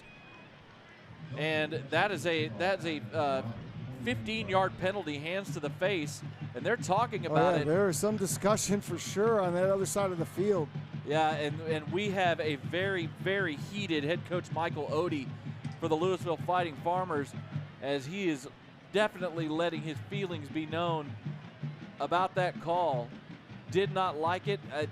Like we said, the flag must have come out late, because I didn't see it. We didn't see it come out in the initial scrum, and he is extremely upset. You can understand why. It just took a touchdown off the board. I don't know what he's saying, but I don't think he's inviting them over for Sunday dinner. Probably not. No. So a massive break for the Marcus Marauders here, as that hands to the face penalty wipes a pick six off the board, and gives Colton Nussmeier a bit of a mulligan. Now, can you make it count? Yeah. That's the question. 1st and 10 now at the Marcus 28 after the penalty. Little jet sweep action, room on the far side, and into the second level. Inside the 40 and tripped up. I believe that was Rhett Garza again. Yes, it was. No, it was Austin Allen, number 2, on the little jet sweep action. He gets the ball all the way down. No, it was Garza. It was Garza. Number 6, Rhett Garza. He's the jet sweep guy. He is usually. That's why I thought it was a little weird. And they haven't been paying attention to him. So go ahead, don't pay attention to him. We're going to give it to him this time. Great job. 36 yards on the run by Garza. Delayed handoff up the middle to Kelly Ikipi. He gets inside the 35, down to the 32, a gain of 4. So now a little momentum after the penalty. The big run by Garza on the jet sweep kind of gets the juices flowing for Marcus. And now they're inside the 35 at the 33 of Lewisville, trying to get this back to a one-score game. Now they've made the change as Marcus. They'll go back into their big set. They brought in the extra tight end. So 2 tight ends, 2 receivers, 1 back. Kelly Ikipi, they're going under center this time as Nussmeier. Play action, Nussmeier rolling out to his left, looking downfield, firing, and that pass is a little too far. He was trying to lead his wide receiver that time. It was number 7, Cooper Campbell, and that one was just a bit too far out in front. That is an excellent job by Lewisville's defense. You see that play in the NFL week in and week out. Heck, Dak runs it great with the Cowboys, where he boots out and hits his tight end, right? Yep. The tight end's here, but guess what? Unlike in the NFL, this tight end is covered. They did a great job not falling for the run fake, keeping with their keys, keeping with the tight end. They've been in man defense all night. They're not shying away from these receivers and tight ends. And they're playing it well. 3rd and 6 now at the 33-yard line. Snap back, handoff up the middle to Kelly Ikipi, and just not much room. The tackle made that time by the defensive end, Sean Oliver, and only a gain of about 2 yards down to the 31 for Kelly Ikipi. Again, they're just not getting much push. The Marcus offensive line is just not getting much push up front on these running plays. Well, this is certainly the best D-line I think that we've seen so far, and it's fitting that we start district play and look at this D-line that we're up against. And you go by the time you get to halftime, you know what you've got. You make some adjustments. That's what's going to have to happen. Right now, they're getting a little manhandled up front. It was only a gain of 1 officially. 4th and 5 now, and Marcus will go for it because they're kind of in no man's land here at the 31. Receiver in motion, snap back by Nussmeier. Pressure comes, swing out to Kelly Ikipi, makes the catch, but he's going to get knocked out of bounds. D'Angelo King makes another play. He knocks out Kelly Ikipi after only a gain of 2, 3 yards short of the first down, and the Lewisville defense gets a turnover on downs. Once again, just playing that man defense. It's different when they're in the zone. You catch the ball, you got some guys make a miss, you got space. There's been no space after the catch here tonight for Marcus. And the secondary for this Lewisville defense has been phenomenal on the outside. No yards after the catch. 0 for Marcus receivers. Again, D'Angelo King making that play, and Kanye Anderson has been phenomenal tonight. And the Farmers, despite the penalty, keeping the drive alive and giving up the big play, get the stop. And it's 1st and 10 at their own 29. Handoff up the middle. Tanel Hill breaks a tackle, Gets out past the 30 to the 34, 35-yard line, a gain of 6. Nice run by Tennell Hill up the middle. The Lewisville offensive line is opening holes and getting push, and it's allowing those running backs to get some momentum, and they're able to make some guys miss and break tackles, and the run game's going strong because of it. And we're having some missed tackles by the linebackers for Marcus, which is causing some of these chunk runs. Golis just missed that tackle right there in the middle. You know, when the linebackers are freed up like that, they have to make those tackles at the line of scrimmage. 2nd and 4, and this time a hit in the backfield. It's going to end up being no gain from Tennell Hill as he was able to bounce off the tackle attempt by number 89, Liam Hoskins. Again, some different numbers tonight for Marcus with the black jerseys, but Liam Hoskins hit Tennell Hill in the backfield. He was able to keep his balance and spin forward for no gain, setting up 3rd and 4. Great early penetration. You like to see that because we haven't seen a lot of it from Marcus here tonight defensively. 3rd and 4 now at the 35 for the Farmers. They're going to go with a tight formation here. And they've got DJ Williams in the backfield alongside Trey Williams. Snap back. Trey Williams steps up. Now he's going to fire over the middle. Pass is caught. 1st down out to the 40, the 45-yard line. Pass is caught that time by number 8, the tight end, Gabriel Lewis. And he just sat down in the middle of the field and made a target for his quarterback. Nicely done. Gain of 11 to the 36. Handoff and a hit in the backfield, and dropped immediately is DJ Williams. As making the tackle was number 33, Will Harrison, as he got penetration, dropped DJ Williams for a loss of 3. Well, they came with that run blitz, did Marcus. Right off the bat, they knew where they were going. Great play recognition and great tackling in the backfield. 2nd and 13. Now, you mentioned the play before, how the tight end, Lewis, just sat in the middle. That's because the defense was keying on DJ Williams, who was swinging out in the flat on 3rd down. Snap back, and now we're going to have a stoppage. I'm not seeing a flag. Was there a timeout? No, false start. I'm not seeing a flag anywhere. I don't see the flag either. I heard whistles, but I saw no flag. But it is a false start, so back it up 5 more yards to the 38 to make it 2nd and 18. The referees just kind of dropping flags right at their feet, perhaps. Real stealthily, right at their own feet. Instead of throwing them, they're just dropping them on the turf. Yeesh. Throw the flag, guys. That's what it's there for. Throw it. Oh, you've made Jacob mad. Snap back. Trey Williams getting pressured. Rolling goes right. He's going to dump it. We have a flag thrown this time. Pass is caught, and it's going to be into Marcus territory. We have a 2nd flag down. One is in the offensive backfield. That's usually where you see holding. This one's on the near sideline, about the 44-yard line. The little swing pass was to Tennell Hill, the running back, as Trey Williams got pressured and flushed out of the pocket. Well, they must have heard you down there, Jacob, because that time they actually threw the flags. I'm going to guess we have two penalties. So I think we have two holding penalties, one downfield and one in the backfield. So Marcus will decline the downfield hold and take the one in the backfield. So after giving up that 1st down, the Marcus defense has caused some negative plays, both with penetration and causing penalties. Well, we've got a Wildcat set, Jacob, here for Lewisville. As the snap is a handoff to DJ Williams, and he's going to break a couple of tackles, but only going to end up getting about 5 yards before he finally gets wrapped up.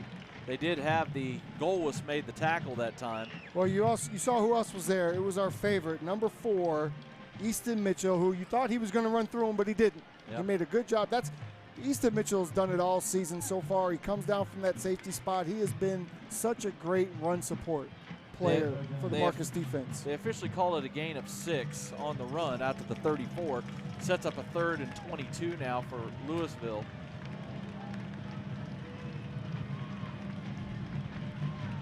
Trey Williams in the shotgun with Tennell Hill. Trips 3 receivers to the near side. Single receiver up top. Snap back. Williams looking downfield. He gets pressured. He steps up, makes a man miss. Gets away again, still on his feet, but he's going to get brought down well short of the 1st down as Marcus just kept him in front. He's going to get out to the 39. It's a gain of about 5. And we have another flag. We do. Do we? All right.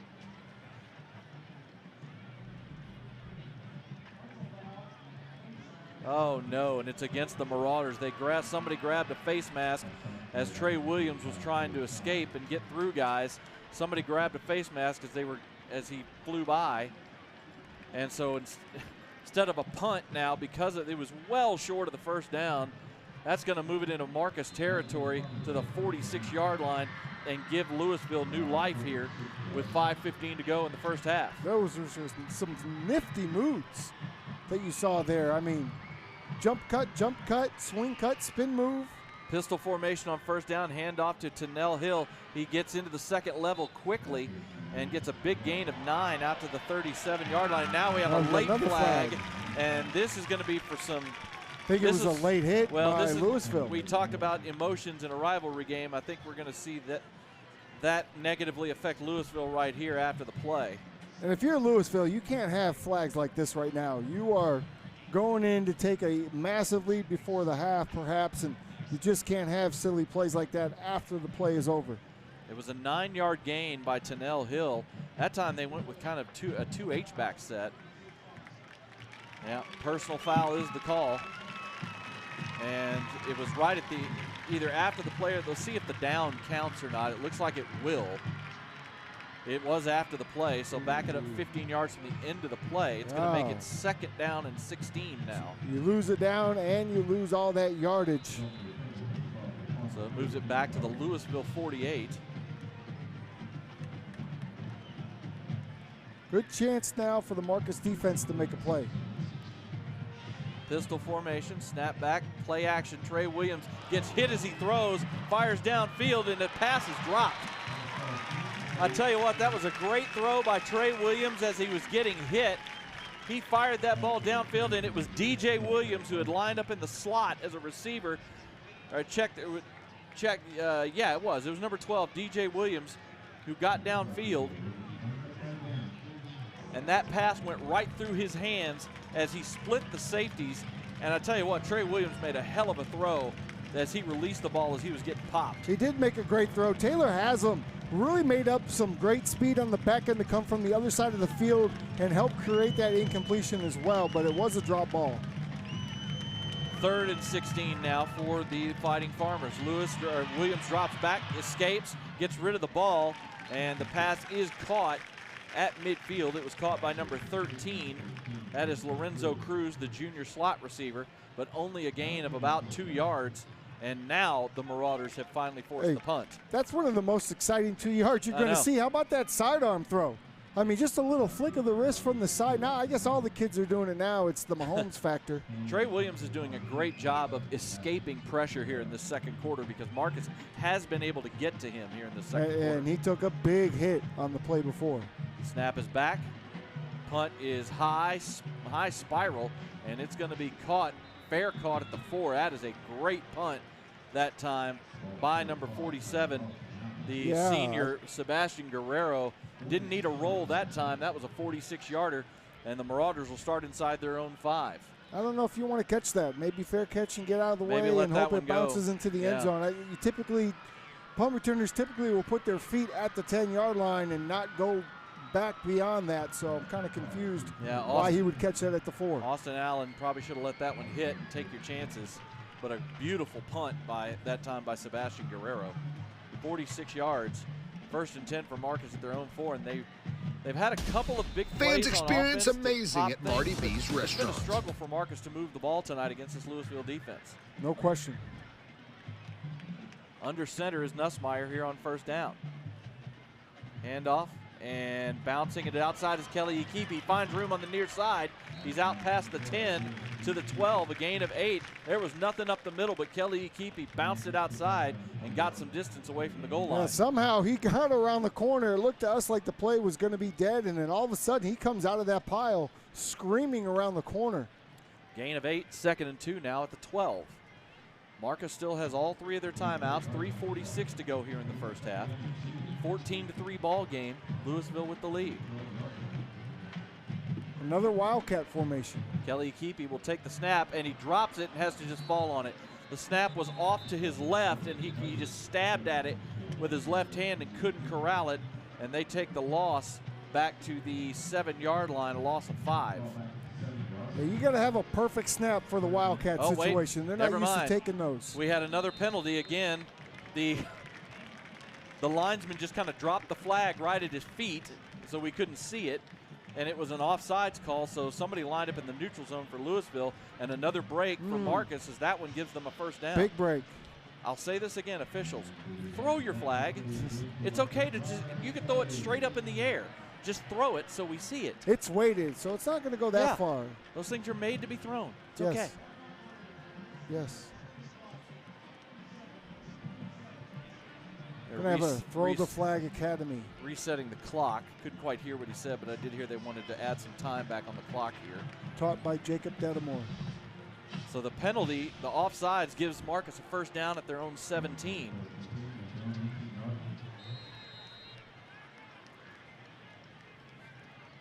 Nussmeier in the shotgun.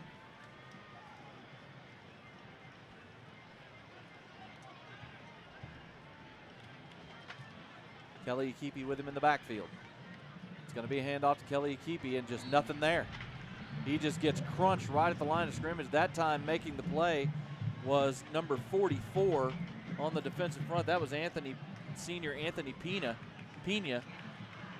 who I was told by the Champion Sports Radio Lewisville crew has really been making some plays in non-districts. Has been a bit of a surprise on that defensive line. He's one of the backup DTs, but he's the one who just absolutely collapsed things up front that time and knocked Isaiah down for a loss of a yard. Makes it easier to stop the run if you can stay in a man type of coverage, which they've been able to do most of the day. They're in a little bit of a zone now.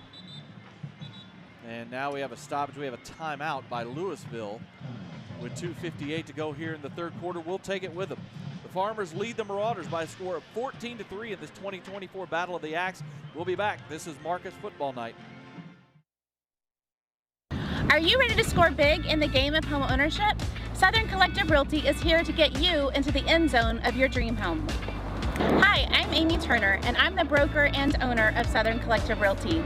I've been a Marcus mom for the last 6 amazing years and a great supporter of the Marauders. I'm Sarah Grant, and I'm proud to be a Marauder mom and aunt. Together we bring in over 20 years of experience in Flower Mound and surrounding areas. Southern Collective Realty, where every home purchase is a victory. Ready to kick off your search? Give us a call today.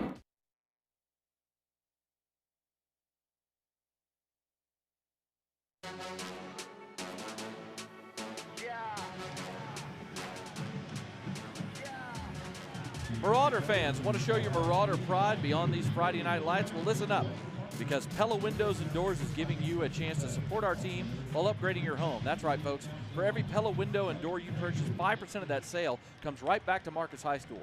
Talk about a win-win. You get DFW's #1 rated window brand, and our school gets the support it needs to keep our program strong. So the next time you're thinking about home improvement, remember, Pella Windows isn't just letting the light in, they're lighting the future up for Marcus High School. Snap back on 2nd and 11, a pass caught out past the 20 by Cooper Campbell to the 22-yard line. That'll be a gain of 6, I should say, out to the 22, 3rd and 5 now. Head to Pella Windows and mention the Marcus Marauders Give Back program, or go to marcusfootball.com and click on the link. You'll be the MVP of home upgrades and school spirit. Let's hear it for Pella Windows, backing our Marauders both on and off the field. Wow, that's impressive, Jacob. You are a speed reader extraordinaire. Well done. Thank you, thank you. Clapping all the way around for you here in the booth. It's very impressive. There was a lot to read there, I'll just say it was. that. Snap back on 3rd down. Nussmeier rolls, fires one out near side, caught. It'll be a first down. Nice little quick catch by Garza on the quick out, and a good throw on the little waggle play by Nussmeier moves the chains out at the 28. And now you like that. That starts to get you the feel of a little bit of a rhythm, which is something they've been lacking here tonight. Yeah, this Lewisville defense has kept them from getting into a rhythm. They have played an excellent first half. They really have. They've been impressive. They're very athletic on the back end and stout in the front 7. 1st and 10 for the Marauders. Snap back to Nussmeier. He's going to roll out as the pressure starts to get to him. Rolling to his right. He's still going, and he's just going to run out of bounds. He maybe get a yard. They're going to mark him out.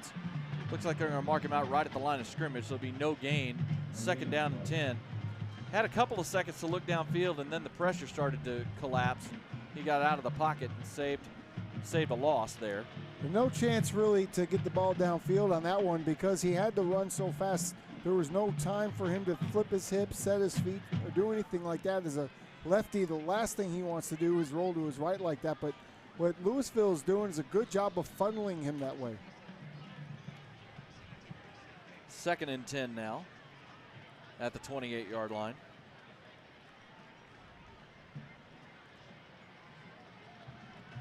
Snap back to Nussmeier. He's going to fire one over the middle. Pass caught on a crossing route out past the 35 to the 36. As once again, that was number 6, Rhett Garza, just running a little shallow crosser. Gains 8 yards, setting up 3rd and 2. And real nice. The pocket was clean that time. Quarterback didn't have to move around, didn't have to run or anything of that nature. Just put it right on the numbers on the little drag route, and that's what you want to see out of this offense. Garza came into tonight with 167 yards receiving on 8 catches and a touchdown, averaging almost 21 yards a catch. 3rd and 2 now for the Marauders at their own 36, just under 2 minutes to go here in the half. Kelly Keepy now swings out in motion. Blitz comes in. Nussmeier gets away, still on his feet. Now he's just going to take off out past the 40 to the 45, and he'll get that first down. Did a great job getting away from the immediate pressure that time. I believe that was number 11, Ryan Sewell, who came in untouched. And he was able to step away and get a nice gain out to the 40. Let's see where they're going to mark him at the 47. That'll be a nice gain for a first down. Yeah, that pressure was right now, but he's got such good escapability. And one thing about man is when you're running downfield, your back's to the quarterback. That creates running lanes, and Nussmeier's going to take advantage when he sees them. Gain of 11 yards, 1st and 10. Snap back, Nussmeier. He's going to hand off on the ball's on the carpet, and it's going to be Lewisville's going to come up with it. There was immediate blitz up the middle by the linebacker, Devin Robinson, and it was supposed to be a delayed draw, but Robinson knocked the ball out of the hands of Nussmeier on the exchange. Yeah, I wish we had replay because real time, it was really hard to see what was going on down there, but I think you explained it pretty accurately. It did look like it was going to be a draw, but when the pressure comes right up the middle, there is no room to have the draw. At that point, as the quarterback, you have to not try to hand that ball off. No, you just got to keep and it. Just lay down and wait for the next play. So got to get that corrected on the sideline right now. And defense, big stop with 1:40 left. Now Lewisville, they had a turnover wiped off the board by a penalty earlier. They get their first turnover of the night, a fumble at the Marcus 47.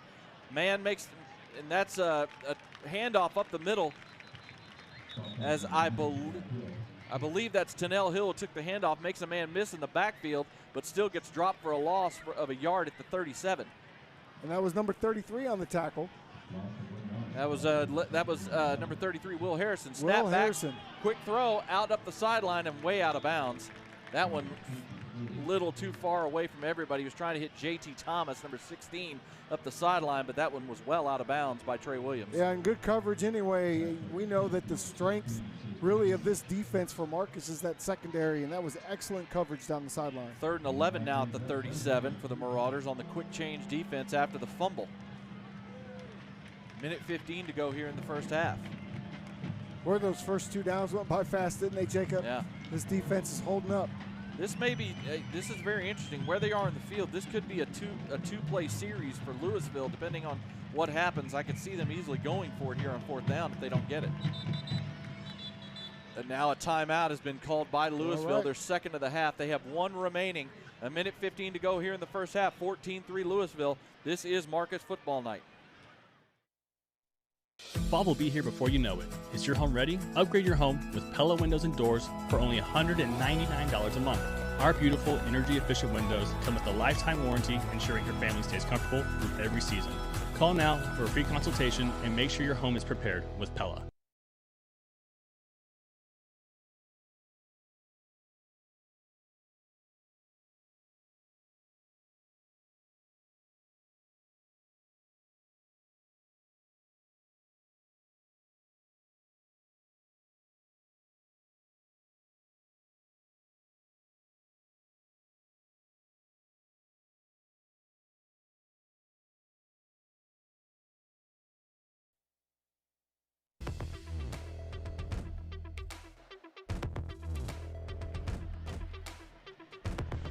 After the timeout, both teams come back out on the field. It's going to be 3rd and 11 for Lewisville at the Marcus 38-yard line. 1:15 to go in the first half. Jacob Dedamore, Tim Smith here with you from Marauder Stadium.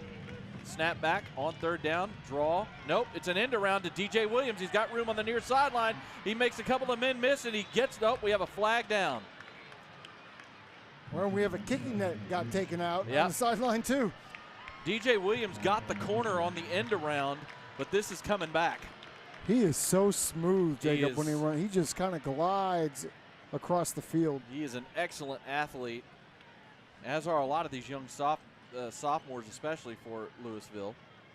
They have a very strong sophomore class, but this one, flag was dropped at the 35-yard line. As we wait for the call, it's a hold against Lewisville. So somebody on that corner, as he tried to get the edge, grabbed, and it looked like it's going to be a spot foul.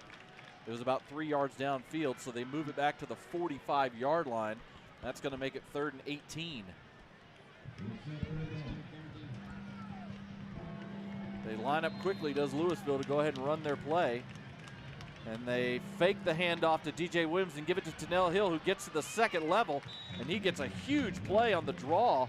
Gets 12 yards And down now to the. you're right. They're They going to will mark go for it. They're going to mark it at the 32, a 13-yard gain as they faked the end around to DJ Williams and handed it on a delay draw to Tennell Hill, and he popped one down to the 13 to set up 4th and 5. And yeah, the Farmers will now go for this. And there was a lot of attention on DJ when he Yeah, as you can understand. had the fake. Absolutely. Now he's out here in the slot, bottom right. Yep, he's lined up in the middle of the trips formation here on the near side. Snap back to Trey Williams. He's getting pressured, and now he just has to throw the ball away. That should be intentional grounding. He was in the pocket and just threw it towards the Marcus sideline. No receiver anywhere near the area. Didn't get back to the line of scrimmage. That should be intentional grounding. Well, they're talking about it now. You could see the. I don't know how that's not. He tried to escape and couldn't. It just kept dropping back, but stayed within the pocket. Just threw it out to the flat where there was no receiver. He put the flag down. Yeah, he did. Well, he's marking He just the spot. laid it down just now. So not only does Marcus get the stop on 4th down, they're going to get a big chunk of yardage because of this penalty, and they're going to take over, I think, in Lewisville territory with 23 seconds left and timeouts to use. Plenty of time to get some plays down the field, get some points going into halftime, which would be a huge momentum shift. That's a young quarterback's mistake right there. Big just mistake. Like He just threw the ball Colton's away. had a couple of those as well here in the first And you half. just said they were making mistakes. You might have jinxed them on that one. Actually, I guess they're just going to mark it from the spot of the foul. I thought they'd mark off yardage from there, but they just mark it at the spot. So Marcus takes over just short of their own 49-yard line. There's 23 seconds left, and Marcus does have timeouts to work with here, all 3 of them to be exact. So they can see if they can get something anywhere down the field, but they can use the middle to see if they can get a field goal out of this. Whole playbook is open right now. Empty set. Nussmeier in the shotgun. Pressure gets in quickly, and the pass is swung out and caught and dropped after a gain of about 4. I didn't see the number. These red jerseys are hard to read. Red numbers are hard to read sometimes. That was Isaiah Kelly-Ikipi who leaked out. Gain of about 3 to the Lewisville 48 and an immediate timeout by Marcus. So again, somebody gets through in the middle of the line for pressure and has to make Nussmeier get rid of the ball quickly. They've got some things they got to work on up front in the offensive line at halftime against this Lewisville defensive front. Each and every play on the pass plays, it seems like at least one lineman is getting beat by his man, and so when you're getting beat right away with that early penetration, it's going to be hard to do what you want to do and get those chunk plays downfield. I didn't quite see the number on that. I think it might have. I either It saw was number 11. That was Ryan Sewell. Ryan I saw it was Sewell either once 11 again. or 12. And Sewell has been a terror this entire has. half. So a gain of 3 by Kelly-Ikipi on the pass. 16 seconds left. You got time for a couple of plays if you can get a couple of small chunks, and maybe you can get a field goal out of this. You're going to have to find a way to give your quarterback a little bit of time back there. Exactly. They're going to go under center this time. Snap back. They give it on the end around. coming to the near side, inside the 45, down to the 40, and the ball's on the field, but covered by Marcus. A big hit that time. Was that 21 again? I couldn't see who put helmet on ball, but it was a perfectly timed hit. Charlie Burgesson had the corner on the end around, got to about the 40 when he got hit, but helmet right on ball, knocked it back 9 yards. So it ends up being a loss of a yard on the play. Another big play by the Lewisville defense as the hit was made. You know, luckily Marcus was able to recover, but they end up, instead of being at the 40 and having a first down and a chance to try and get in field goal position, now you're back at the 49, and really only one thing left to do here probably, and that's throw it to the end zone. I mean, I'm going to be honest with you, where you're at here at the 49, the way things have gone, I really just want to get out of this half without a mistake. I might run a draw or a screen. You know what? Let me back. I'm not running another draw after what happened the last time, so I might run a bubble screen or something like that. I'm not taking any chances if I'm Coach Alexander with 7 seconds left. I mean, I guess there is enough time if you wanted to run. You could, but you're not going to get in field goal position with the time left. Even about a 10-yard out is about all you'd have time for. Exactly. It's with the lack of protection and the way the way things exploded on the last draw that they tried to run. I'm not doing anything special here. Snap back to Nussmeier. Here comes the pressure. He steps up away, and he's going to get sacked. And that's what happens. Well, and give Lewisville credit, they didn't sit back either. They brought 5 to bring pressure that time. They blitzed and brought 5, and that time Sean Oliver, the senior, made the sack, and that is how the first half is going to end. So we go to halftime here in the Battle of the Axe. The Lewisville, honestly, it really has been the Lewisville defense that has controlled this football game. A punt return for a touchdown, and then one drive for Lewisville where they got 2 big pop runs, one of them going 43 yards by DJ Williams for a touchdown, and we go to the half with Lewisville leading 14-3. And Lewisville shot themselves in the foot a few times when they've been in scoring position with penalties, particularly that late after play penalty after the turnover. So you look at that, and you look at Marcus' defense, they've done enough to stay in this game, but the offense has not been able to produce much of anything. Yeah, I think Marcus right now should feel fortunate that they're only down 14-3 as they go to the locker room. Marcus will get the ball to start the third quarter, see if they can get something going offensively. But right now, it's the Fighting Farmers in control as we go to the half here on Marcus Football Night. When we come back, we'll give you some of the sights and sounds of Texas high school football at halftime. This is Marcus Football Night.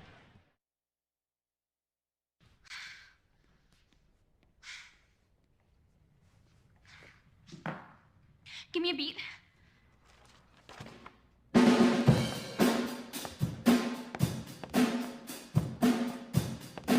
Montre ton plomb des oiseaux, des animaux. Montre ton plomb.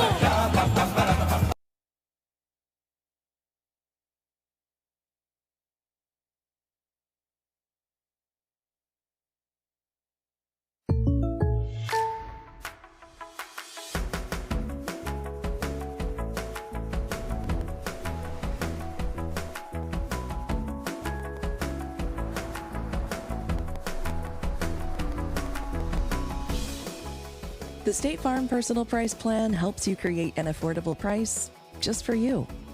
Contact Mike Bean for your personal price plan today.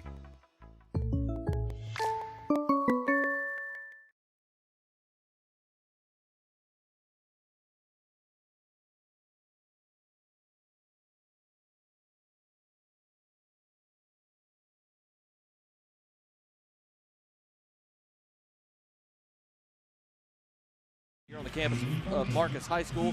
Your score at the half here in the 2024 Battle of the Axe. Lewisville leads Marcus by a score of 14-3.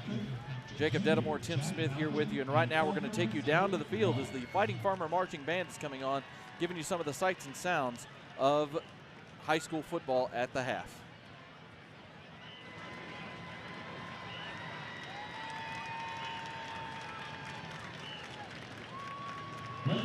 Lewisville and Marcus High School band drum majors.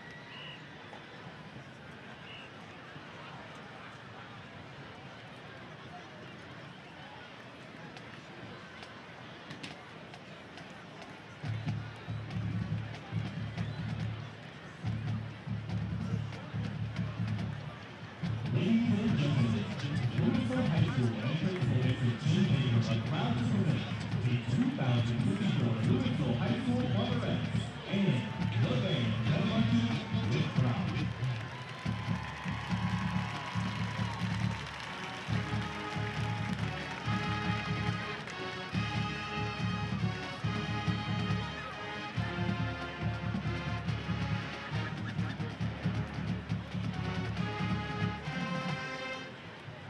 Senior lieutenant is Madeline Morgan. Junior lieutenant is Anaya Anderson. And your program captain is Neil Raynell. Senior service officers are Caroline Doyle, Brianna Hernandez, and Jasmine O'Tara. Junior service officer is Gareth Williams. Head social officer is Ariana Rosendo. Spiritual lead is Alina Duran. Format of the week is Jocelyn Sanchez. Today, the fundraiser performed a group routine to make you look.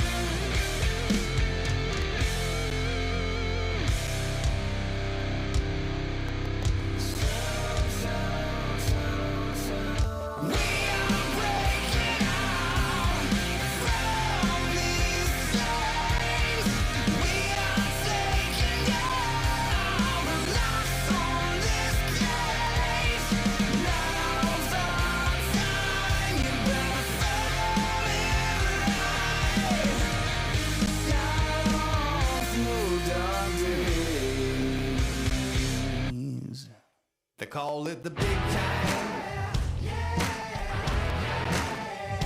Got your name in lights.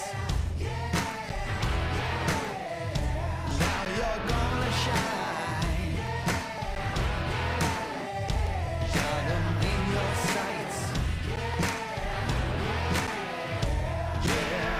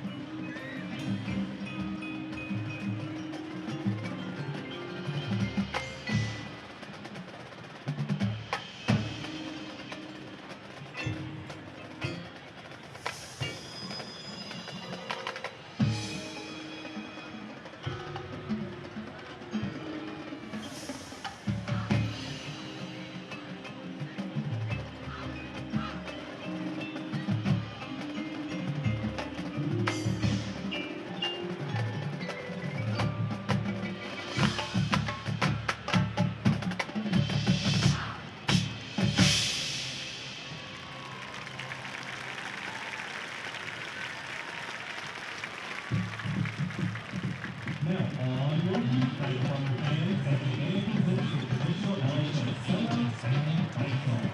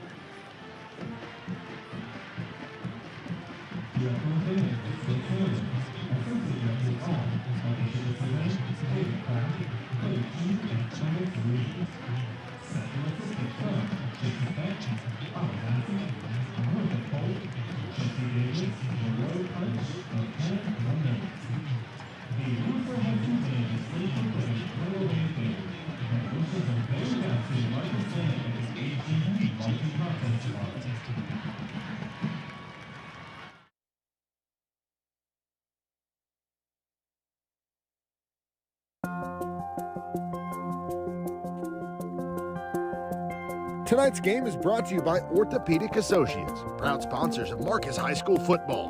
Whether it's a game-winning touchdown or a fierce tackle, we're here to keep our athletes strong and in the game.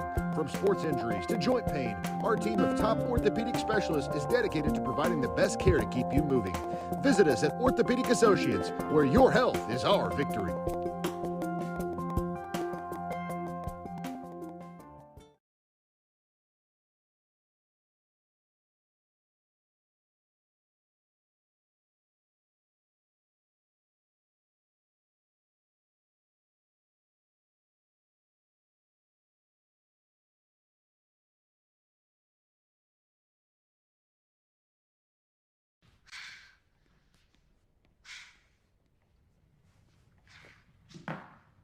Give me a beat.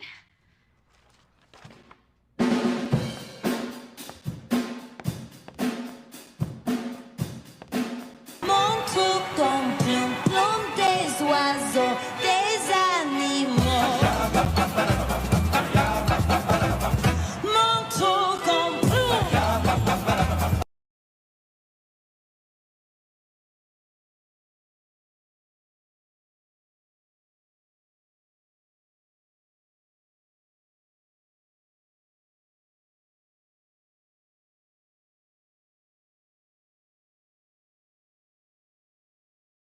Are you ready to score big in the game of home ownership? Southern Collective Realty is here to get you into the end zone of your dream home.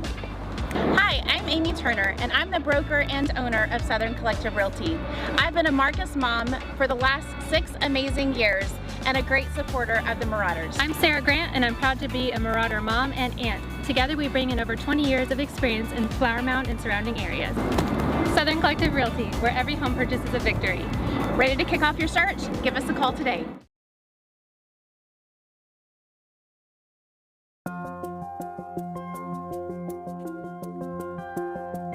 Tonight's game is brought to you by Orthopedic Associates, proud sponsors of Marcus High School football. Whether it's a game-winning touchdown or a fierce tackle, we're here to keep our athletes strong and in the game.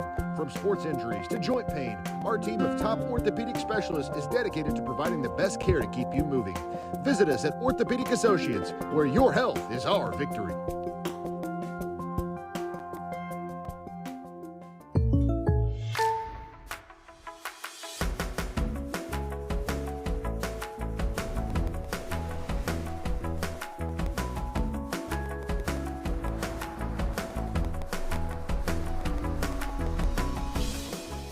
The State Farm Personal Price Plan helps you create an affordable price just for you. Contact Mike Bean for your personal price plan today.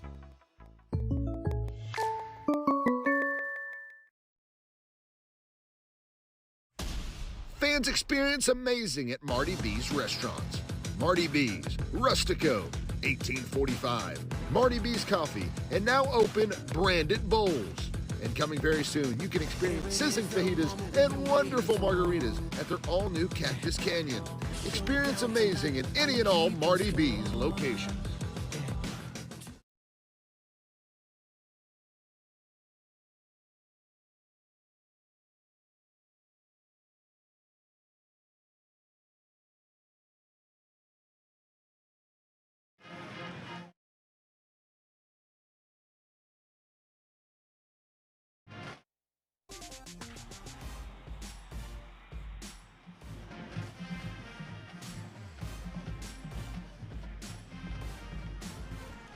Welcome back to Marauder Stadium here on the campus of Marcus High School in Flower Mound.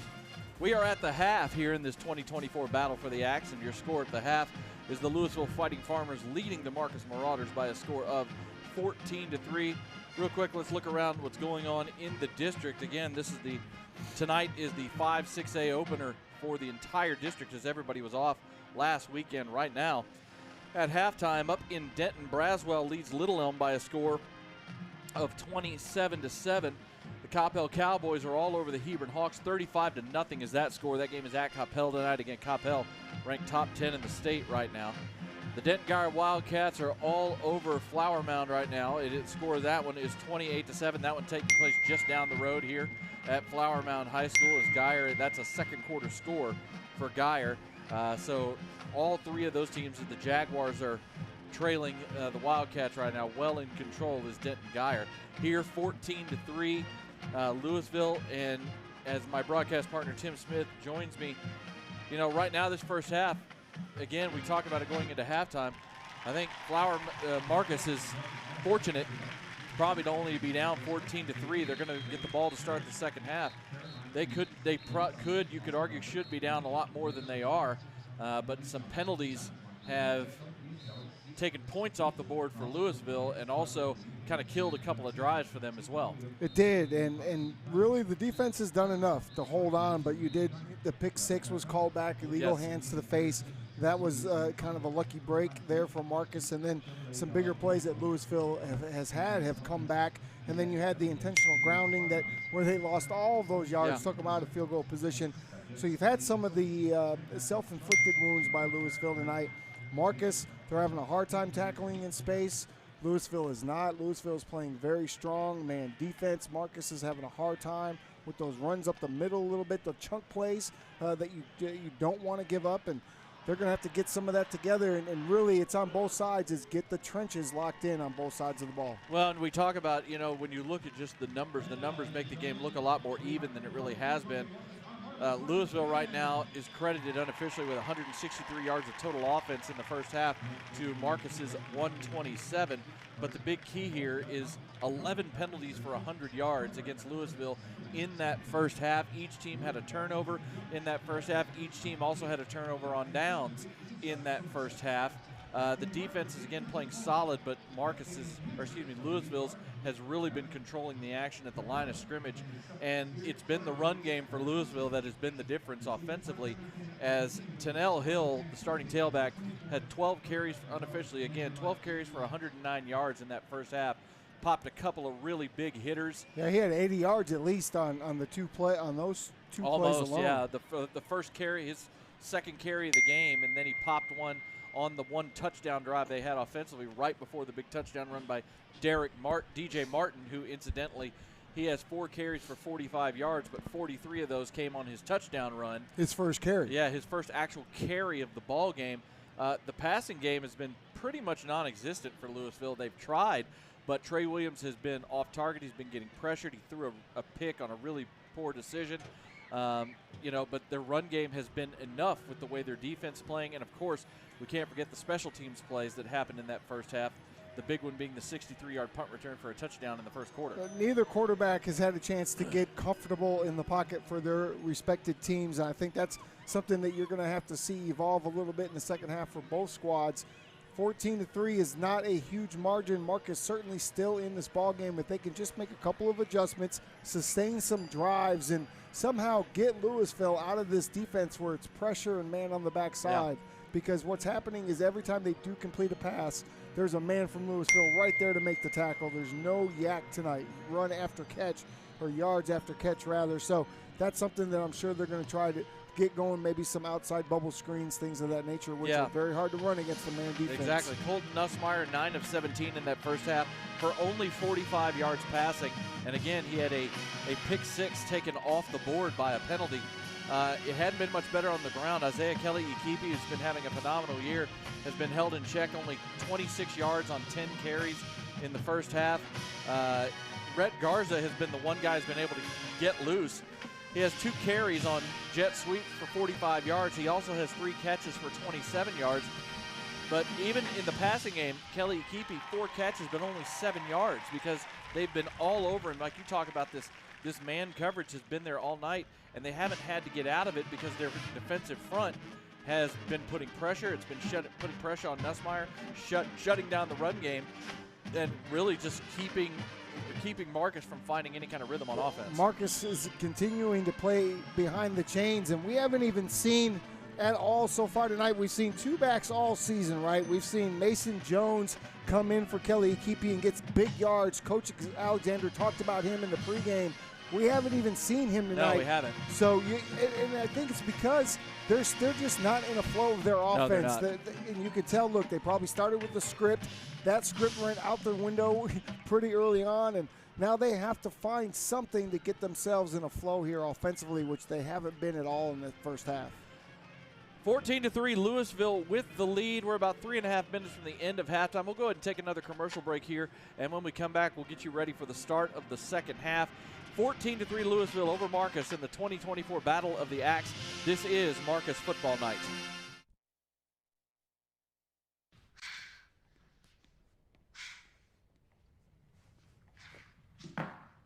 Give me a beat.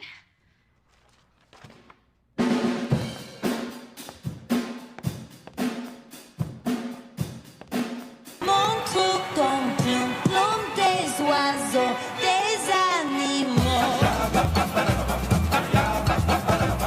Montre ton plomb.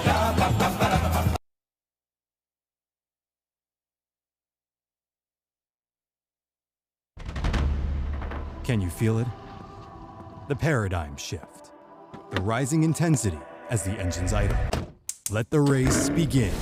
Fire up your appetite. Farm fresh beef, straight from the source, to our grill, and from the sea to your plate. All of our ingredients are fresh and made to order. Dine in today and taste the fast and furious difference. Order online or take it to go and fire up your appetite at F&F Japanese Grill.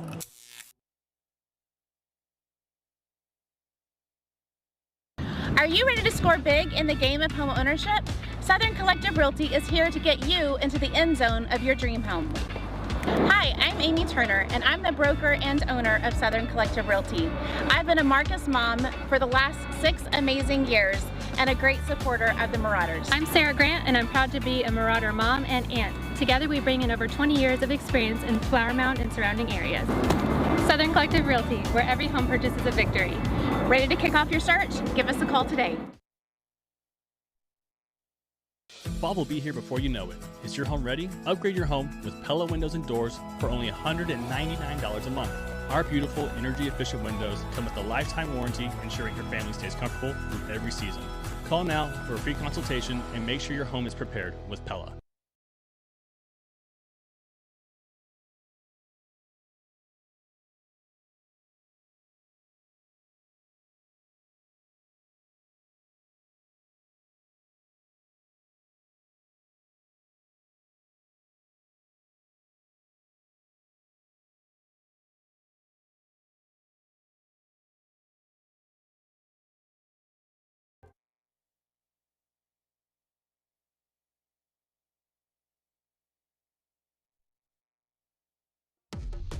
Yeah, everybody.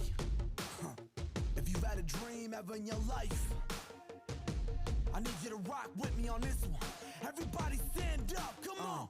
I'm the realest, the beast among the gorillas, the greatest that ever did it. I dare you to tell me different. The people that's yelling gifted, they recognize. Back here at Marauder Stadium, we are just about to the end of halftime as the Marcus Band is finishing up their halftime routine. 2024 Battle of the Axe here at Marauder Stadium in Louisville right now.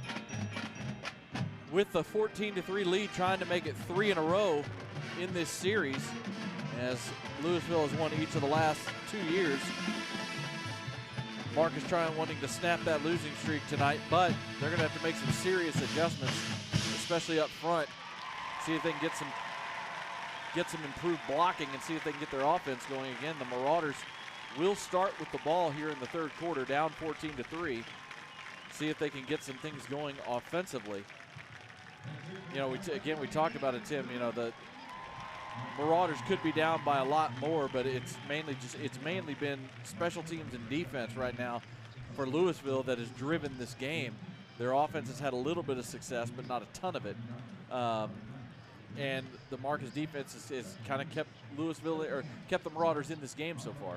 Yeah, the special teams punt return is the big play to me that really has separated this game. You did have the one touchdown run for Lewisville, but other than that, like you say, a couple of chunk runs, they haven't been able to really sustain drives. It's the special teams, and then you almost had to pick six that would have put you down 21-3, which could have been disastrous. There's been two plays in this game that really could have turned the tide and could already have Lewisville in blowout fashion right now, and that is it was about a 13-yard interception returned for a touchdown by the same man who returned the punt, D'Angelo King, as he picked off a little swing pass intended for Isaiah Kelly-Akipi, but that was wiped off the board by a hands to the face penalty. Yeah. And then the other one was, after the punt return for Lewisville, the 63-yard punt return, the next time Marcus punted the ball, as the Marauders come back out onto the field, they got the punt blocked, but the Marauder defense stepped up and was able to drive Lewisville back and keep them from getting any points on that drive. Those two key sequences are why this game is still only 14-3. Yeah, the defenses for both teams have had their moments, certainly. And Marcus, I mean, they're a good defensive ball team. They're going to keep you in the game. But how much is too much if the offense can't get anything going? That's going to be the question. The Lewisville Fighting Farmers about to come back onto the field themselves.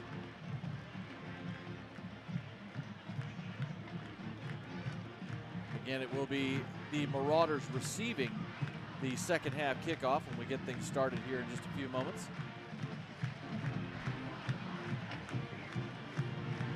Got to try and see, honestly, I think for Marcus, first thing they need to try to do, I think Coach Alexander would agree, they got to see if they can get this run game on track.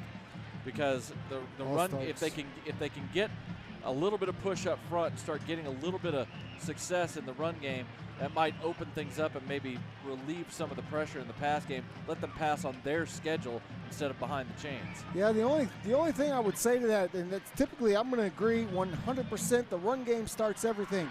Tonight, because of the way that Lewisville is playing defense, I almost think if you can get the pass game going a little bit, that might loosen them up a little bit where now you can start running the ball more, because they got a lot of guys around the line of scrimmage. They're playing up man press on these receivers, not scared. You need to make them pay for that at some point in time.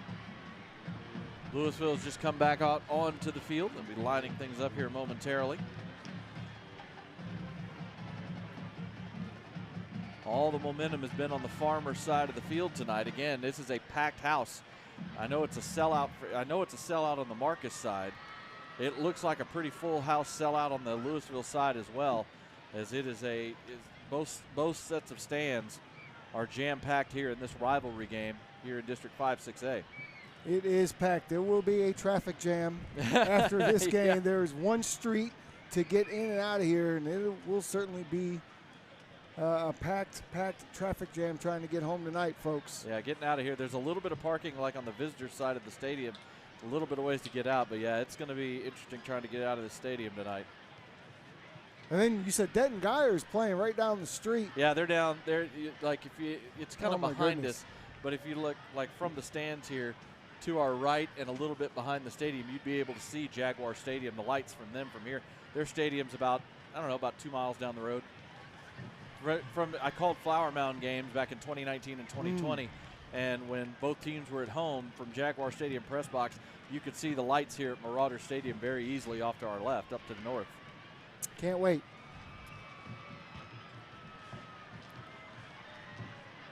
Back deep to receive, it is Austin Allen, number 2, and number 1, Charlie Burgesson.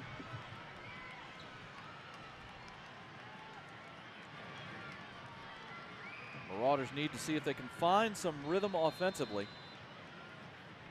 here in this third quarter. See if they can get a key drive here to start the third quarter. See if they can make this a one-score game. I think even a field goal would make them get them a little bit of confidence, you know. Sebastian Guerrero lining things up to kick off. And he hits this one high but returnable. Fair catch called for at the 10 by Austin Allen. Smart play because the kickoff coverage tonight for Lewisville has been excellent the couple times they've kicked off. And so they'll just take over at the 25 after the fair catch. They've been excelling on the kickoff team, has Marcus tonight. When you talk about the special team struggles, they've been very good on the kickoff side.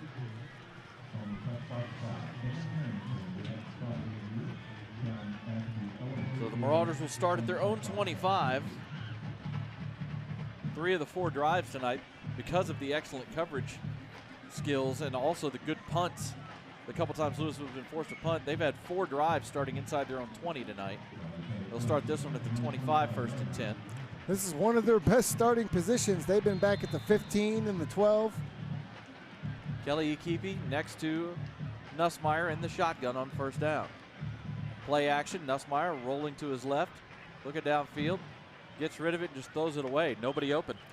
Absolutely nobody open. The pressure is there. They're not allowing that pocket to move. They're just outflanking the tackle on that side, and Nussmeier rolls out, and all they're doing is playing a little shadow game with him. Yep, and again, this secondary for Lewisville is just blanketing the Marcus receivers, and nobody's able to get separation. Nobody is open downfield, so you don't want to be forcing passes. So smart just to kind of get it out of your hands and live for the next play. 4 wide setup here on 2nd down out of the shotgun.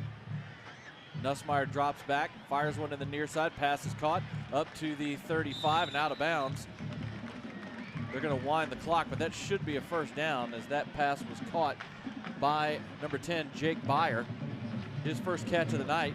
Caught it, turned it upfield, and got knocked backwards at the 35, 1st down. Yeah, that time they came out, they played a little bit of a cover 3 and allowed them to hit the big comeback to get the 1st down there, 2nd long. They just zone it up. And that time a missed time on the snap. Kind of like what happened to Lewisville in the first half. Everybody but the center moved. So back it up 5 yards to the 30. Lewisville certainly knows it, celebrating there right at the 35-yard line. Again, this big defensive front for Lewisville has been doing a great job. 88 Xavier Fleming, 99 Keegan Grubbs at the tackles, Ryan Sewell and Sean Oliver, number 11 and 33 respectively at the ends. 1st and 15 now, 3 receivers up top in a 4-wide set. Nussmeier rolls to his right, looking downfield and gets rid of the ball. Nobody open. He just throws it out of bounds again. And now we're going to have a flag for a late hit out of bounds. Nussmeier just was throwing it away, and as he got rid of the ball and stepped out, a Lewisville defender chucked him. I think it might have been Ryan Sewell, number 11, who hit him on the white stripe. You just can't do that. Again, I know it's an emotional game. Yep. And it's a big rival game, and you're playing for the Axe, but you certainly can't hit the quarterback late out of bounds like that. It's been a big bugaboo. The first half, it was the big problem for Lewisville is penalties on both sides of the ball costing them. Again, they had 11 penalties for 100 yards in the first half, and one of those penalties took points off the board. Another penalty took them out of possible field goal position on another drive, and now a roughing the passer call here instead of 3rd and 15. Now it's going to be 1st and 10 at the 45. That is just great fortune for Marcus, and you're glad no one gets hurt on the late hit, and you get the extra 15 yards. You can start all over again. Marcus needs to try and take advantage of these mistakes. 2 tight end set with Kilikipi in the backfield next to Nussmeier in the shotgun. Hand off to Isaiah, looking for room, not finding any. Cuts back up the middle, a flag comes in, thrown by the umpire. That's usually where you get a hold. As Isaiah Kilikipi was looking for room, couldn't find any. As Lewisville just strung the play out. Yeah, they strung it out really nice. Those linebackers are doing a really good job of containing everything and funneling it back to the inside. And that is a holding penalty against Marcus. That'll back it up to the 35-yard line. Again, the linebackers for Lewisville, number 1, Devin Robinson, who forced and recovered a fumble in the first half. You also have number 12, Michael Cooper, and number 2, Zephan Walker, the Oregon State commit. So penalties on consecutive plays. Now it's 1st and 20 for Marcus. Their own 35. Handoff up the middle, and just not much room. 2 yards, I think, on the carry that time by Kelly Ikipi, as this Marcus offensive line is just not able to get much push. They haven't, and this defense for Lewisville has been extremely stout, and we have a man down. Yeah, it's a Lewisville player down on the field right now at the end of the play. Looks like the linebacker, number 0, Devin Robinson, the sophomore, is down for the moment. 10:35 to go in the third quarter. We'll go ahead and take this break in the injury timeout. 14-3 Lewisville. This is Marcus football night.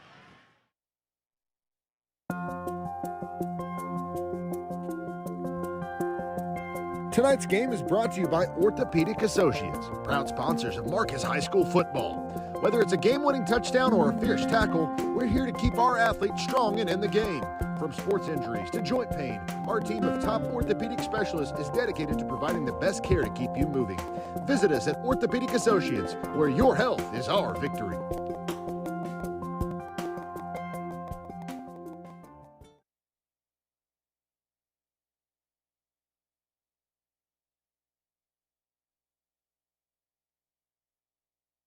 Fall will be here before you know it. Is your home ready? Upgrade your home with Pella Windows and Doors for only $199 a month.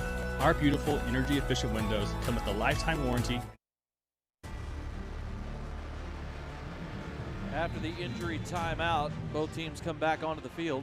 2nd and 18 now for the Marauders at their own 37. Snap back to Nussmeier. He looks over the middle. Pass is caught on a crossing route out past the 40, 45, and a big hit on the sideline. Great pop that time by number 3, Aiden Evans, the sophomore, as he laid a lick on number 7, Cooper Campbell, who made the catch. Hit. Holy moly. Nice play, though, by Marcus. Yep. But what a hit at the end of that one. 10 yards on the catch and run by Cooper Campbell. Sets up a 3rd and 8 for the Marauders at their own 47.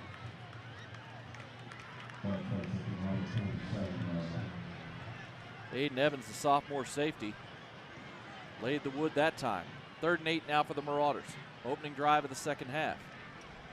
Snap back to Nussmeier. Fires one out to the flat. Pass caught out past midfield and near a first down. It looks like it's going to be a first down, as the swing pass was caught that time by Isaiah Kelly Ikipi, and that was a well-designed play because that time they had a lead blocker in front of him, and the block was made, and it opened up the corner for Isaiah, and he got the first down. Snap back handoff over the right side, and just nothing there that time, as it'll be maybe a yard to the 42. That was a rare missed tackle in space that time for Lewisville, and the speed of Kelly Ikipi allows him to get to that corner and get down the sideline to get that first down. That was a gain of, on the catch and run, that was a gain of 15 yards by Kelly Ikipi. One of the bigger plays from Marcus's offense here tonight. 2nd and 9 now after the 1-yard gain. They're at the Lewisville 42. 4 wide set.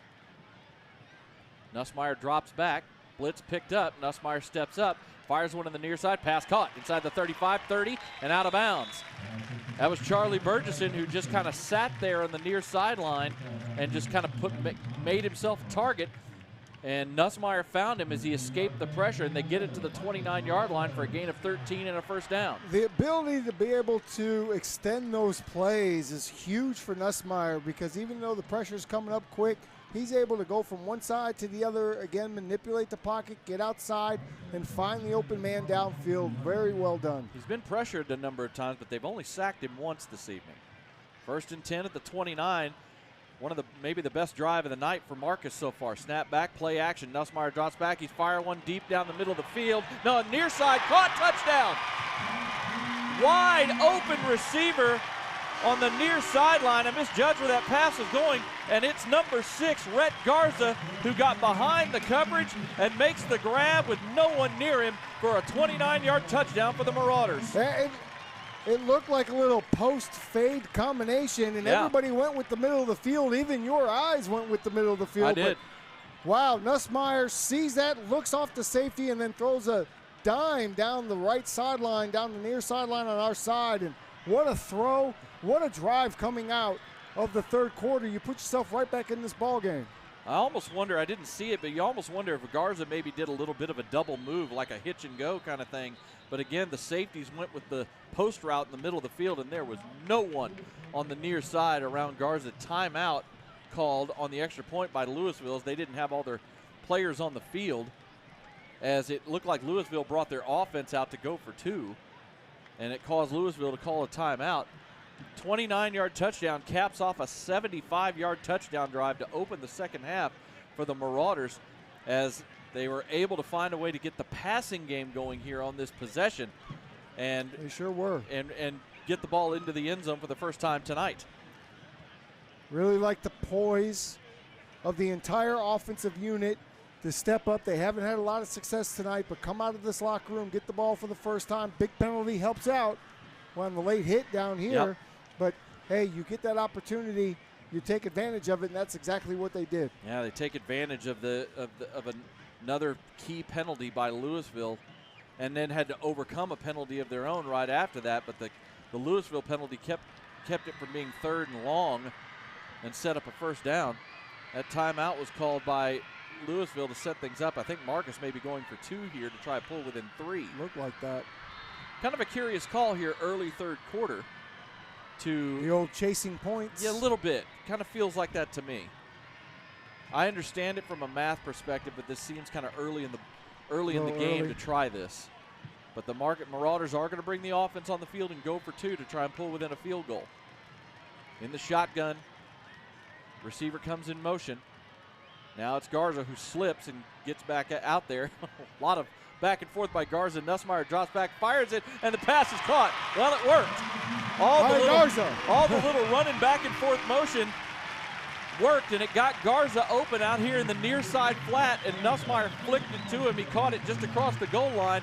Then the Marauders get the 2, and they are now within 3, 14-11, 9:18 to go in the third quarter. This is Marcus football night. Can you feel it? The paradigm shift. The rising intensity as the engines idle. Let the race begin. Fire up your appetite.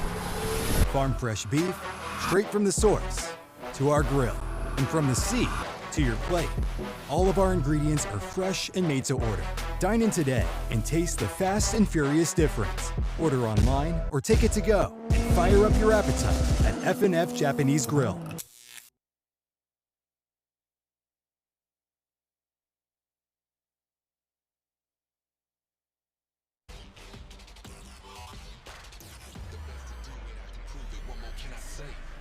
So the Marauders take the opening kickoff of the second half. They go 75 yards with the drive capped off by a 29-yard touchdown pass from Colton Nussmeier to Rhett Garza, excuse me. And then the Marauders decide to go for 2, and Nussmeier and Garza connect again on the 2-point conversion. And suddenly, this is a 3-point ball game. Well, Garza's been the standout receiver throughout the first 3 non-district games. So no surprise that he steps up here tonight. Line drive kickoff is returnable, caught at the 6, up to the 25, up near the 30, and out to the 31-yard line. That's DJ Williams, the superstar sophomore athlete. They've been keeping it away from him most of the night in kickoffs. That time he was able to catch that one, gets about 25 yards on the return. Check that. That was not 12. That was D'Angelo King, number 1. My apologies. D'Angelo King, of course, had the 63-yard punt return for a touchdown. Yeah, you kicked it right to him. He caught it line drive and housed that thing. 25 yards on the kick return sets up Lewisville 1st and 10 at their own 31-yard line. 9:11 to go third quarter. 3-point ball game here in the Battle of the Axe. Handoff on first down, trying to get the corner and not really able to get much there. Maybe a yard or 2 for number 9, Tennell Hill. They're going to give him 2 yards out to the 33 before he was knocked out of bounds. Good job by the Marcus defense stretching that play out. They sure did stretch that thing all the way out and allow the linebackers to get downhill. Lewisville running tempo now. Well, now we're going to have a false start again. They're trying to go a little no huddle and speed things up, and one of the linemen moved, so back it up 5 yards.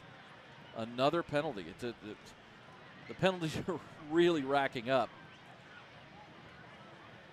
I can't imagine the film room will be too kind with all these penalties for Lewisville. I know in my day, if we had this many penalties, we would be punished. Can you imagine there'll be some punishment? Oh, wait a minute. Down? This is going to go against Marcus. They're calling a delay of game on Marcus. Somebody calling out a snap call. Somebody must have been calling out a snap count on the. Oh boy. For Marcus up front because they got together. They sure did have that conversation. Called a delay of game. 2nd and 3 now after the penalty. Snap back. Williams fires over the middle and it's intercepted. Picked off by number 4, Easton Mitchell, who was just sitting in the middle of the field. That is a sophomore quarterback who was not seeing where the defense was. He eyed down DJ Williams, who was in the slot, and eyed him the whole way, tried to hit him on a quick slant, and Easton Mitchell was right there in the path. Well, and Easton Mitchell has been so great all year in run support. Great to see him get the interception. Here's the celebration, if we're getting that on the TV. Yeah, we are. They hold up the basketball hoop and they slam it through. You're getting it on the camera down there. Look at the whole team's getting into it. Second turnover. Huge mistake by Lewisville because Marcus now in the driver's seat. They take over at the Lewisville 43 after the second turnover of the night. Both of them interceptions by Trey Williams. One by each of the safeties. Handoff on first down. Getting around the edge is Kelly Ikipi. Makes a man miss inside the 25. Now we've got a late flag coming out. Kelly Ikipi had a nice run down to the 30, a 13-yarder. But let's see what the penalty is. It's something downfield that came out late in the run. Gonna assume it would be a late holding call. That's typically what you see, but we'll see. They're having a really interesting conversation down there.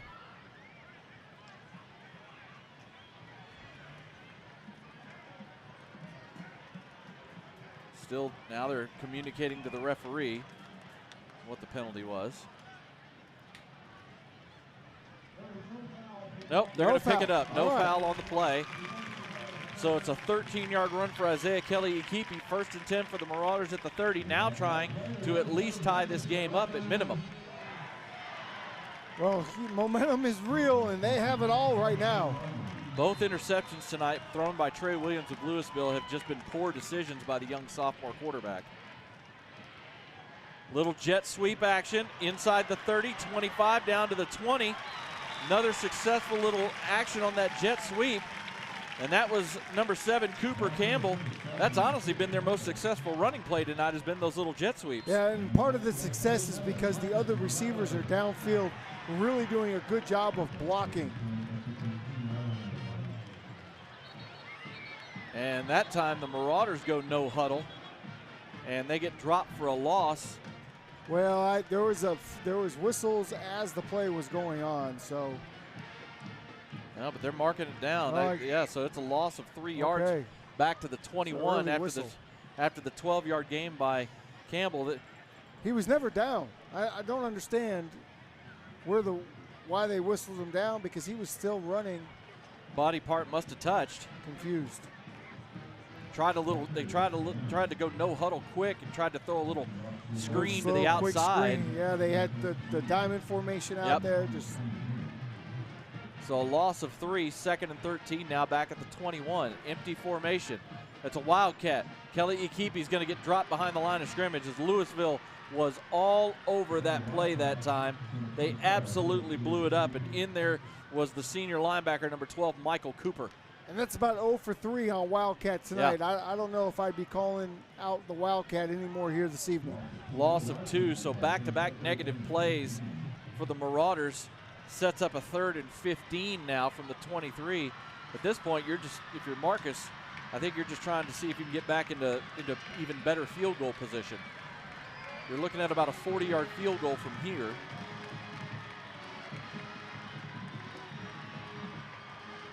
Tight end goes in motion. Handoff to Kelly Ikipi. He finds room, breaks tackles. Nice run by Isaiah that time over the left side.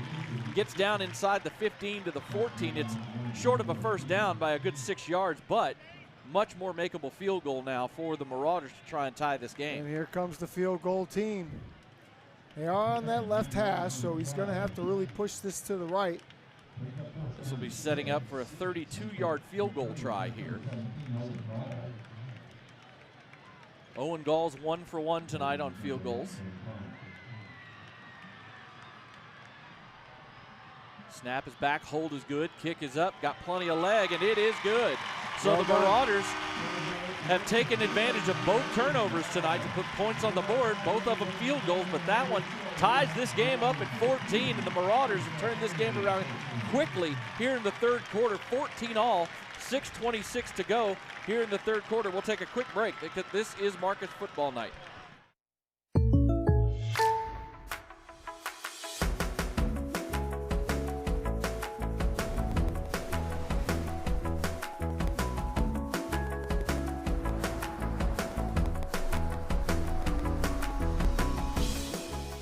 The State Farm Personal Price Plan helps you create an affordable price just for you. Contact Mike Bean for your personal price plan today.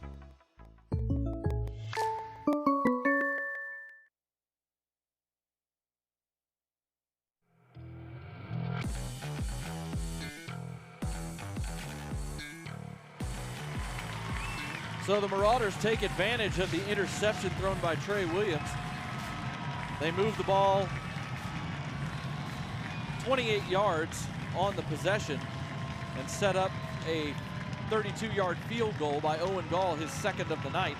And this is suddenly a tie game with 6:26 to go. The kickoff, high, deep, and it's going to land about 3 yards deep in the end zone for a touchback. And Lewisville will take over their own 25-yard line. Well, we talked about Marcus needing to find a way to get some rhythm going offensively, and they have here in these first two drives. Yeah, and this is all you want from a game like this. A little back and forth, 14-3 at half. Next thing you know, 14-14, 6:26 left to go in the third.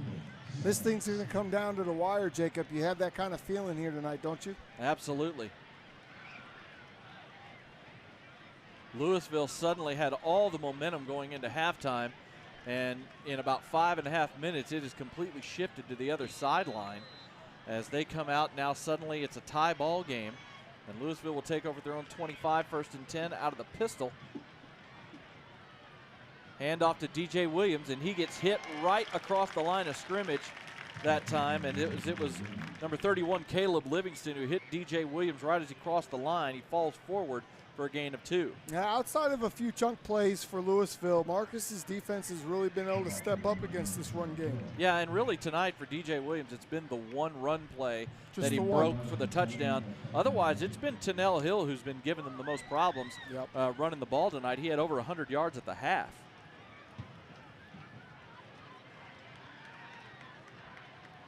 Snap back, handoff again, and a nice job by Williams of breaking a tackle to avoid a loss. He does get up past the line of scrimmage, only a gain of a yard, but that could have easily been a loss of about 3 yards. He broke 2 tackles. Yeah. That's grown man strength as a sophomore. And then tries to get through the rest of it, but friends were coming. He's only listed at about 170 pounds, but he's 5'9" and compact. 3rd and 7 now at the 28 for Lewisville. They're going with a 4-wide set with 3 receivers to the near side. DJ Williams in the backfield with Trey Williams. Snap back. Trey Williams looking downfield. He's going to drop it over the middle. Pass is caught. Going to be a first down. Out past the 45. Flag is down the field. We'll see what this is. He dropped it underneath to his tight end, number 8, Gabriel Lewis, who made the catch. It got all the way out past the 40 for the first down. Curious as to what this flag is. Something like that on that kind of a play, you wonder if it's offensive looks like interference. it's coming back. It is. It's offensive interference. Wow. Wide receiver blocking downfield before the pass was thrown, trying to set up kind of a makeshift screen for their tight end. And another huge penalty against Lewisville. That is, I believe that's their 14th penalty tonight. They're getting a season's worth of penalties in one game here tonight. I have a feeling some of these kids are going to be running. 13th penalty, my apologies. There's going to be some running tomorrow. But those 13 penalties have 130 yards attached to them. That sets it way back now. 3rd down and long, firing deep up the sideline. Pass is a little bit tall as he was trying to get it to one of his wide receivers. I'm trying to see who the number was on that. And he had him. He had him on the sideline. Thought it was number 5. But number 4, Trajan Muller. There you go. But he had him on the sideline. and it was going to be around the 30-yard line. It would have been interesting if that pass had been on target, if he'd have been able to get to the first down. But the pass was too tall. And now Marcus, once again, should have good field position, yep, you would think. Thanks to another penalty by Lewisville, they're going to force a punt here. Austin Allen back to receive the punt. High punt, a little bit short. Gets another good roll picked up by Allen as he breaks a tackle. Now he's got room on the near side. He's into Marcus, into Lewisville territory. He's got a convoy inside the 20, the 10, big block, touchdown. Austin Allen making a magnificent play, picking up a high hop of a punt, picks it up at the 45 and returns it 55 yards for the score to give Marcus their first lead of the night. And Brady Moore finished it off with a pancake block right about the 5-yard line to allow that run to finish.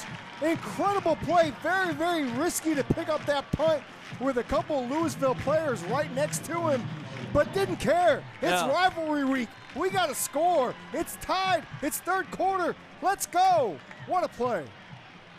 The kick team is on for the extra point. Snap is down, kick is up, and the extra point is good. 4:36 to go in the third quarter. Marcus, for the first time tonight, has the lead. They lead 21-14. This is a Marcus football night. Fall will be here before you know it. Is your home ready? Upgrade your home with Pella Windows and Doors for only $199 a month. Our beautiful, energy-efficient windows come with a lifetime warranty, ensuring your family stays comfortable through every season. Call now for a free consultation and make sure your home is prepared with Pella.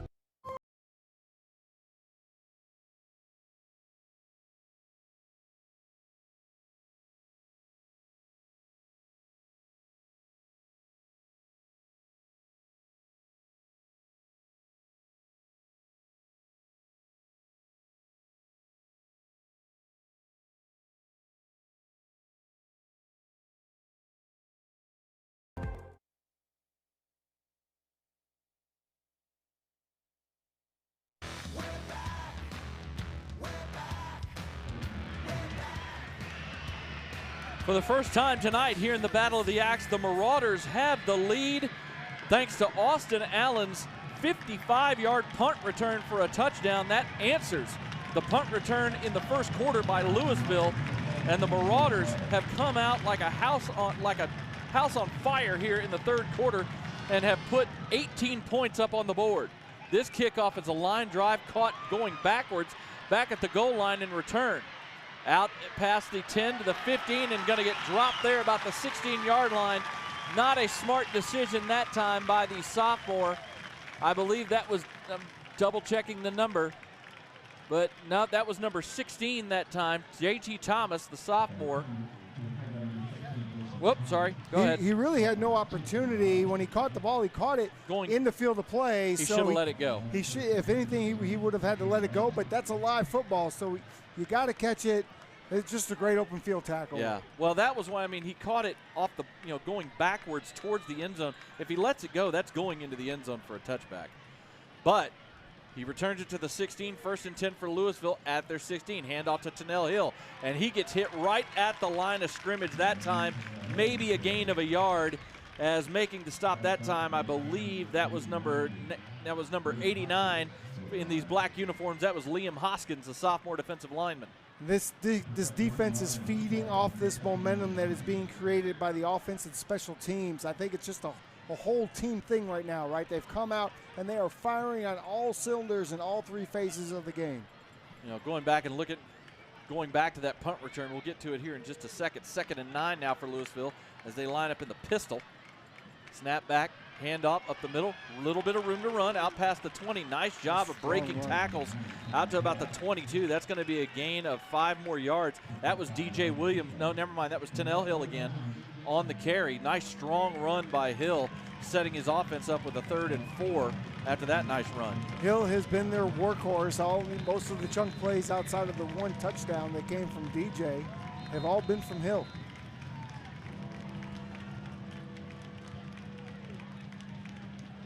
I have a stoppage for something here for a moment. Not really sure what The issue Jacob, is, you're from here. Tell me what is happening right outside our booth. It looks like we're being taken over by some sort of swarm. It's late summer, early fall. It's just the bugs, man. Just the bugs. What kind of bugs? Probably not the bugs. Probably moths and crickets and whatnot.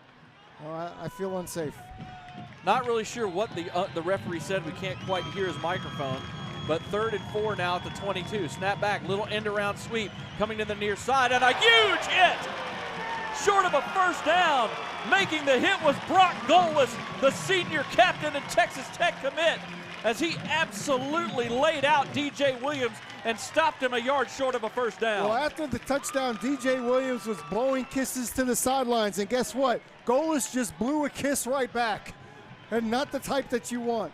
A huge hit by Golis, and after thinking about it for a second, the Lewisville punt team will come on. What a hit by the senior captain and middle linebacker. Looked like DJ Williams was going to get the corner and get the first down, and he just got plastered. Austin Allen back to receive this punt at his own 35. He returned the last one 55 yards for a touchdown. This is another high, short punt. This one takes kind of a sideways bounce, and they're going to have a flag come in for a. Yep. It's going to be an illegal, like a blindside hit of some kind. A block in the back or something right in front of us, number 11. Yeah, they're going to throw this on Ryan Sewell, the defensive end, who's on the punt coverage team. And that, I mean, you can't unravel emotionally here. And now he's arguing with his own teammate. He's yelling at the refs. Sewell, you've got to calm down, young man. Well, I mean, he's trying to ask what he did wrong. He doesn't think he did. All I saw was out of the corner of my eye, I saw a Marcus player fly and fall to the ground, and then the flag came out. Well away from the play. Yeah. There was no reason to even make contact there. The only thing I can think of is they're calling him for an illegal blindside hit, maybe, because I mean I can't think I of think what it was else a block in the back. But on the coverage team, that would be yeah, weird. I guess that's not true. Yeah. You can't do that. I mean, you can, but that'd be a really weird thing to do. Maybe it's just unnecessary roughness. That could be it.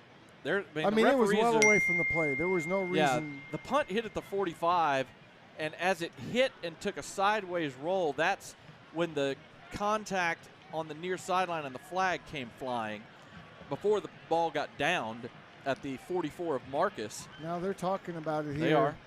Big conference. It was only a 31-yard punt that time. And yeah, the entire refereeing crew is still talking about this. The only thing I can think of is maybe he went to block him and thought he got in front, and I couldn't tell you. We're just guessing. Whatever the call was, whatever the initial call was that they told him he did, that's what's upset him, Sewell, so much, because he doesn't think he did anything wrong.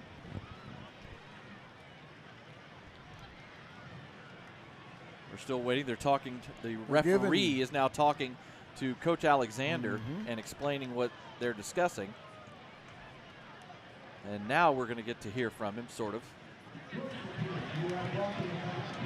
And that is what they called. Tim, you were right. They declined the penalty because it was during the kick. So it wouldn't. You would have had to re-kick. But how do you block in the back if you are the if you are the one that's supposed to be being blocked? I guess he was trying to get. The only thing I think of is Sewell was trying to get in front of him and lay a hit, and just didn't get in front of him. But either way, the penalty was declined, so no harm, no foul. I suppose. And Marcus declines it because they would have had to enforce it from the line of scrimmage. So 1st and 10 for Marcus, their own 44, 2:25 to go here in the third quarter. Been all Marauders here in the third. Under center, snap back, handoff, toss sweep to Kelly Keepy. Makes a man miss, gets the corner. He's up past midfield, inside the 45, down to the 40 of Lewisville. A great run by Kelly Keepy, as on the toss sweep, made a defender miss in the backfield and then accelerated to the corner, got him to the 39-yard line for a gain of 17. Michael Cooper, number 12, has been coming off that edge all day. That was all Kelly Keepy. This time Kelly Keepy takes a handoff and gets blasted in the backfield for a loss, as that time I believe that one was number 10, Brian Thomas, who came in and made the hit. Number 0. Oh, number 0, excuse me, not number 10. That was Devin Robinson, the sophomore linebacker. And he wasn't the only Lewisville defender in the backfield No, on that play. He was coming and he was bringing friends. Loss of 4 back to the 33, second down now. But this Lewisville defense now, they have to be feeling the pressure that they have to have a stop.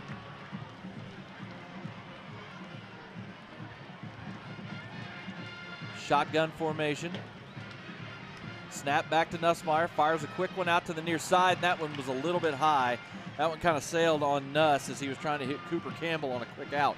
Yeah, I'll tell you, that wasn't going to get more than 2 to 3 yards anyway. So now you've got a 3rd and long, and we know that nobody wants to be in these situations, Jacob. That was going to get you maybe back to the original line of scrimmage, Perhaps. and that would have been about it. So 3rd and long now for the Marauders.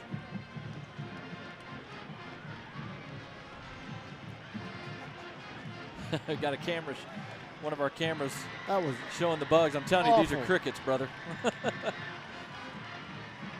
3rd and 14 at the 43. Snap back to Nussmeier out of the shotgun. He's rolling to his left now, looking downfield. Now he's just going to take off and run. He's inside the 35, and he'll get taken out of bounds at about the 33. That just sets up an interesting call here. 10-yard gain for Nussmeier on the run. Here come the tight ends. Yep, they're going to go for this. Here we go. This is kind of that no man's land territory. It's going to be 4th and 4, and the Marauders, you might as well go for this because of the position on the field. They brought in both tight ends, Gavin Huffman and Jackson Morris here. I don't mind this call one bit. I think this is exactly what you need to do. You're too short to punt, too far to kick a field goal. 4th down, bunch, short yardage formation. Now they change things up and go under center, and they got it. They were trying to get a jump, and I think they got it. Wow. They shifted and put Kelly Ikipi under center and got Lewisville to jump. I don't think they were going to snap. I don't think they were going to snap a ball at all, Jacob. Yep, I think they were just trying to get Lewisville to jump, and they got him. That is the lack of discipline that we are seeing by Lewisville in this game is a little surprising. The shifting and moving the quarterback off to the side, putting a different guy under center. As soon as they do that, you have to know they're not going to run the play. Yeah. Right? And if they do, good for them. The penalty now you gave it to them. The penalty moves the ball to the 28-yard line, 1st and 10 for the Marauders. 1:12 to go here in the 3rd quarter. Trips to the near side here on 1st down. Handoff to Kelly Ikipi coming to the near side, trying to get the corner. Gets it turned, but doesn't get much. He's going to get maybe a yard, and that's about it before getting brought down again.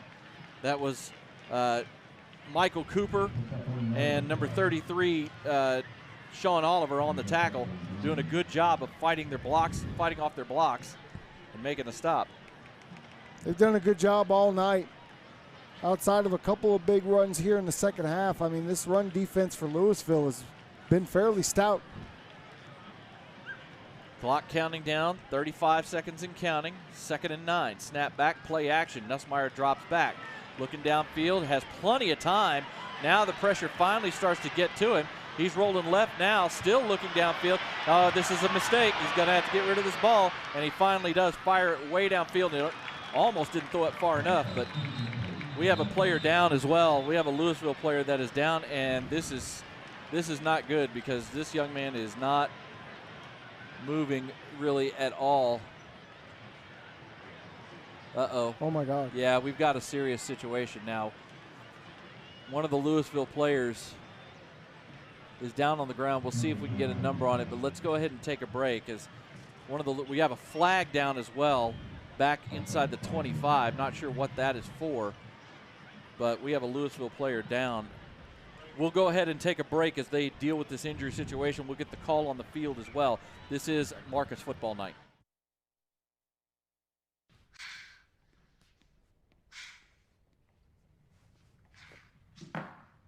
Give me a beat.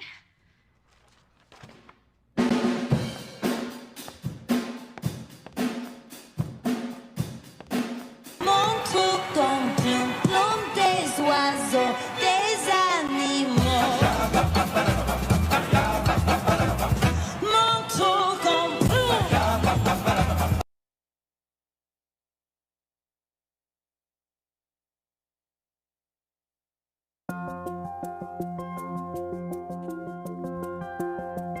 Tonight's game is brought to you by Orthopedic Associates, proud sponsors of Marcus High School football. Whether it's a game-winning touchdown or a fierce tackle, we're here to keep our athletes strong and in the game. From sports injuries to joint pain, our team of top orthopedic specialists is dedicated to providing the best care to keep you moving. Visit us at Orthopedic Associates, where your health is our victory.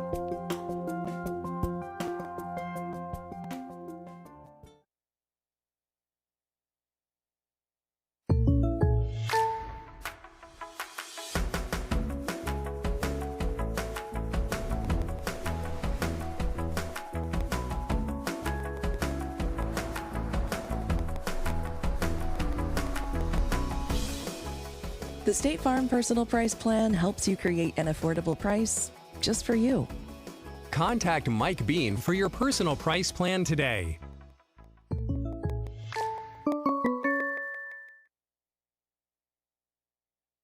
Fall will be here before you know it. Is your home ready? Upgrade your home with Pella Windows and Doors for only $199 a month. Our beautiful, energy-efficient windows come with a lifetime warranty, ensuring your family stays comfortable through every season. Call now for a free consultation and make sure your home is prepared with Pella.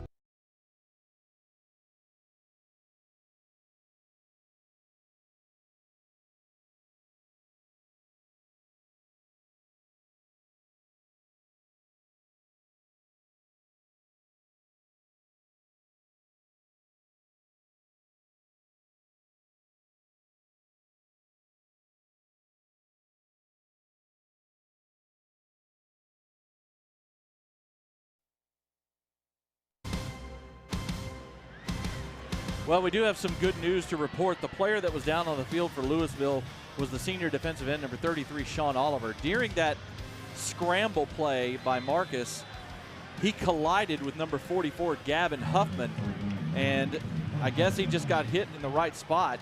We'll come but tell you more about it in a second. 3rd and 9 now at the 28 for Marcus. Another little end-around jet sweep inside the 20, and that's going to be close to a first down.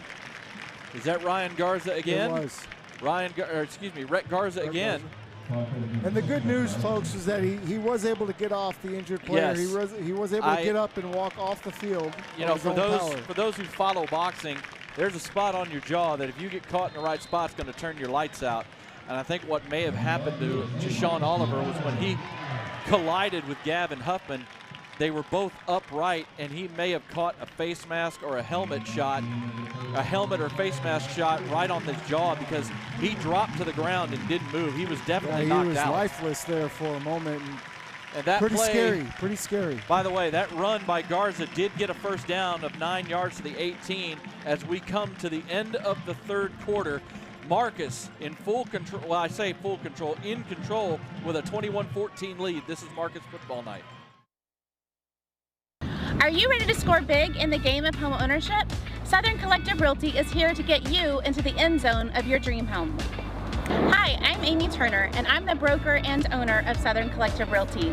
I've been a Marcus mom for the last 6 amazing years and a great supporter of the Marauders. I'm Sarah Grant, and I'm proud to be a Marauder mom and aunt. Together we bring in over 20 years of experience in Flower Mound and surrounding areas.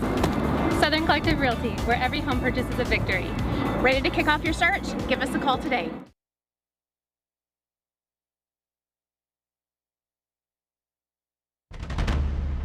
Can you feel it? The paradigm shift. The rising intensity as the engines idle. Let the race begin. Fire up your appetite. Farm fresh beef, straight from the source, to our grill, and from the sea to your plate. All of our ingredients are fresh and made to order. Dine in today and taste the fast and furious difference. Order online or take it to go and fire up your appetite at F&F Japanese Grill.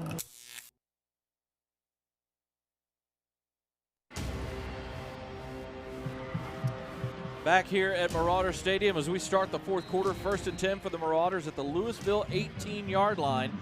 Marauders scored 18 points in that third quarter to take a 21-14 lead. Hand off to Kelly Ikipi, going around the right end and just nowhere to go.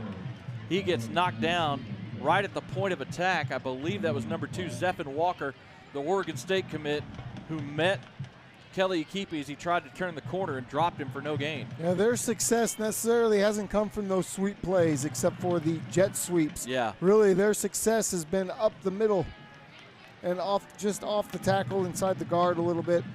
Once again, we are happy to inside the tackle, outside the guard. Happy to report that Sean Oliver did get up and walk off the field under his own power after that collision. 2nd and 10 now for the Marauders. Shotgun snap back, handoff to Kelly Akipi up the middle. Finds a little bit of room down to the 15, maybe the 14. They're going to mark him at the 15, a gain of 3. It'll be 3rd and 7. They're in field goal range here too. Absolutely. They're in position to make this a 2-score game regardless. 3rd down for the Marauders. Marauders have been in full control of this ball game since the 3rd quarter started. Well, we know one thing about Coach Mike Alexander, coach teams, and it's that those halftime adjustments will come. And typically they are much better in the second half, and we've seen that throughout the first 3 games this year. 3rd and 7 now. Under center, snap back, handoff to Kelly Akipi, and nowhere to go. He gets dropped right at the line of scrimmage. That was the other defensive end, Ryan Sewell, number 11. They actually dropped him for a loss of a yard. And that'll bring up a 4th down, and the field goal unit will come on. With no hesitation. There was no thought process. Oh, no. You're right in the middle of the field. Easy field goal attempt here. Way too far for a field goal there. Owen Gall is 2 of 2 tonight. A 37-yarder and a 32-yarder. This one will be from about 35. Right in the middle of the field. Snap down, kick up, plenty of leg, and it is he pushed no it good. To the left. He misses this one, pushes it to the left, and keeps this a 1-score ball game. So Owen Gall misses from 35 yards out, and that could give Lewisville a little bit of life. Now still down only by a touchdown with 10 minutes to go here in the ball game. Well, you wonder now, I mean, Marcus has been able to really shut down Lewisville in the second half, along with penalties shutting down Lewisville in the second half. This is the time, if they're going to make a move, for them to go ahead and do it with 10 minutes left to go in the game. Yeah, penalties and turnover. There's a penalties, a turnover here in this second half, and a second interception by Trey Williams. And yeah, the Lewisville defense has been able to really corral things here in this in this second half. And now Lewisville had an offensive lineman not get on the field. So for the start of this drive, they go with a trips near side, snap back, handoff to Hill. Breaks a tackle in the backfield, still on his feet, and finally gets dropped down after a gain of about 2 or 3. But again, Tennell Hill is just a strong, elusive runner. He not only is shifty, but he's really good at breaking tackles. Looked like he was going to get dropped for a loss and ends up getting a gain of 3. Strong running from him all night long. The first guy really is not going to take him down. 2nd and 7, snap back to Trey Williams. Now he's getting flushed to his right, and he just fires this one out of bounds after he gets out of the pocket. There was definitely, he's looking at his receivers. There was a confusion on that play. Somebody didn't run a correct route, and Trey Williams just had to throw the ball away for set up 3rd down. Well, lucky for him, he was out of the pocket. Yeah. I was looking for another grounding call. Well, that time he was smart that he was about out it. of the Yeah. pocket. So 3rd and 7 now at the 23-yard line. Again, Marcus in the 3rd quarter took the opening possession with 75 yards for a touchdown, got an interception, turned that into a field goal, and then had a 55-yard punt return by Austin Allen to take the lead. Snap back to Trey Williams on 3rd. Fires one deep down the middle of the field, and nobody home. Coverage was right there. He was looking for DJ Williams on a seam route, but the coverage was blanket, as it was number 3 Jamison Mayfield right with him, and the pass was overthrown by a good amount. And he had JT Thomas, number 16, down here on the near sideline, completely uncovered at the 1st down marker. Didn't even look at him. He just heaved that ball deep, and that was a little bit of a panic throw, Jacob. Yep. That's a quarterback that hasn't had a lot of success tonight and wanted to take a shot. Didn't worry about getting the 1st down. And also a quarterback who's still kind of learning. Again, Trey Williams is a sophomore. And you know he's made a couple of decision mistakes tonight. Austin Allen back at his own 40, looking to receive this punt. Another high short punt. It's going to hit and take a Lewisville roll, a big one this time. That one's going to roll about 30 yards inside the 20 down to the 17, 16-yard line. That ball hit about the 47, 48 of Marcus and just rolled 30 yards. That's the second big roll. Yeah. I guess there's something to the way he's kicking the ball. He knows what he's doing. Make it come down just on the point to get it to roll forward. Second time tonight that Sebastian Guerrero has had the benefit of a big roll on a punt, and the Marauders will start at their own 17 on this next possession with 9:06 to go. This is an opportunity for Marcus to go ahead and put this thing away if they can control the clock, take about 4 or 5 minutes off, and get themselves into the end zone. Under center is Nussmeier on first down. Handoff coming to the near side, up to about the 20, gain of about 3 for Kelly Keepy. Actually, they're going to mark him at the 19. Gain of 2, tackle made that time by number 44, Anthony Pena, the senior defensive tackle. Again, not much going on the outside. They're very, very fast, Lewisville is. Sideline to sideline. They're good at stringing you out, and the linebackers are always there to chew up whatever's left. They've had more success running the ball in the second half, but it's been very intermittent. Yes. 2nd and 8 now for the Marauders. 4 wide setup, 2 to each side. Snap back to Nussmeier in the shotgun. Fires one over the middle. Pass is caught. Out past the 40 to the 45, the big tight end, Jackson Morris. His first catch of the ball game just ran right up the seam out of the slot. Nobody went with him, and a beautiful throw by Nussmeier. And we have another Lewisville player down back behind the line of scrimmage at about the 13-yard line. What a laser thrown by Nussmeier on that one to his tight end running the seam. That's the other defensive end, Ryan Sewell, who's down on the turf right now. It looked like he had caught a cramp. Yeah, yep, that's what it is. He was running and he kind of just grabbed his leg and fell out like somebody had shot him with a BB gun from the stands, and that typically will tell you that's a cramp. They're trying to stretch him out right now. That's all it is, thankfully. They've already lost Sean Oliver, their bookend defensive end, as looked like he got knocked unconscious with a collision with Gavin Huffman earlier in this half. Again, he was able to get up and walk off the field under his own power. We hope that he will be okay, but there's no question that the lights got turned out on him for a little bit. Well, and here we have Marcus trying to turn the lights out on Lewisville as a whole. I mean, what a throw down the seam.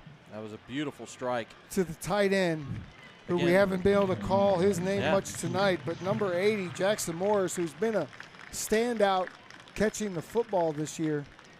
That was a 26-yard catch and run by Jackson Morris that time to get it out to the 45 and move the chains.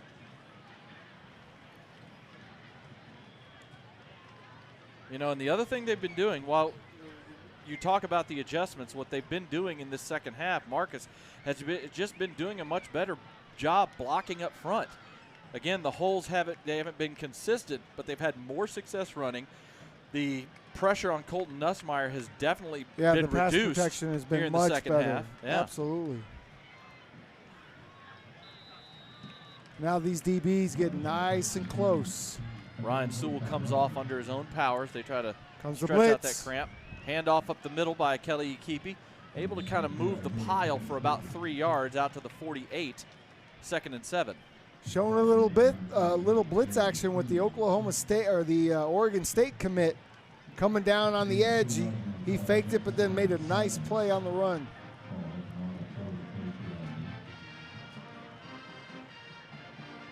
Well, you're not going to believe this, but Sean Oliver's back on the field.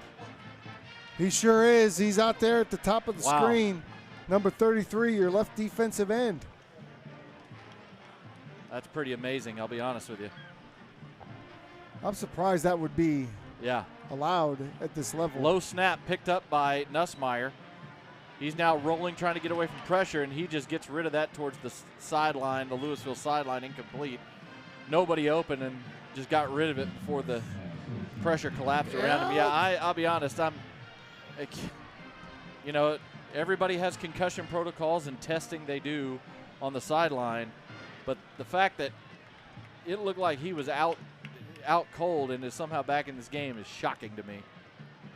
It's also shocking to me that Colton Nussmeier is not trusting that pocket. He got out a little too soon. I think his timing got thrown off by the low snap a little bit. It could have been. He's looking around right. I'd like him to kind of hone that in a little bit. I'm sure he will as the season continues. 3rd and 7. They swing it out to Kelly Akipi with a blocker in front, but nowhere to go as Lewisville had 2 men ready for that little attempted screen, and they drop Kelly Akipi for a loss of a yard and force a punt.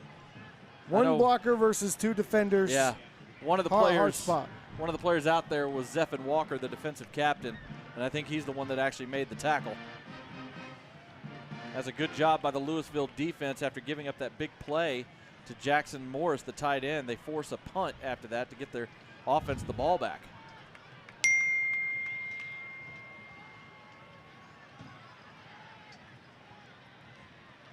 Snap back, line drive, flag comes out. Punt is away. Takes a little bit of a Marcus roll. It's going to roll inside the 20 and be killed at about the 17-yard line, maybe the 16. We'll see what the flag is. They kill that at the 16. 37-yard punt, but I think this one's coming back. Let's see what the penalty is here. We have an illegal formation. And I do believe that Lewisville is going to make them re-kick. Why not? You got pinned at the 16. Might as well. You've had some success on punt return for Lewisville. Make them punt it again. You've blocked one.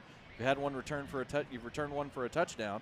I mean, the question is, with just 6:26 left, is how many possessions do you have left in you in this game? So, for sure, if you're going to be stuck back at the 16, make them re-kick.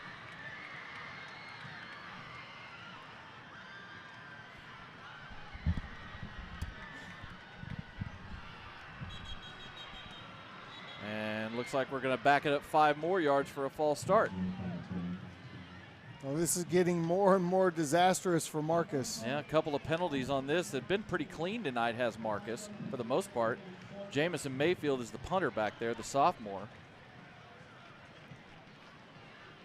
Penalties number 7 and 8 of the night on Marcus on back-to-back attempts on this punt.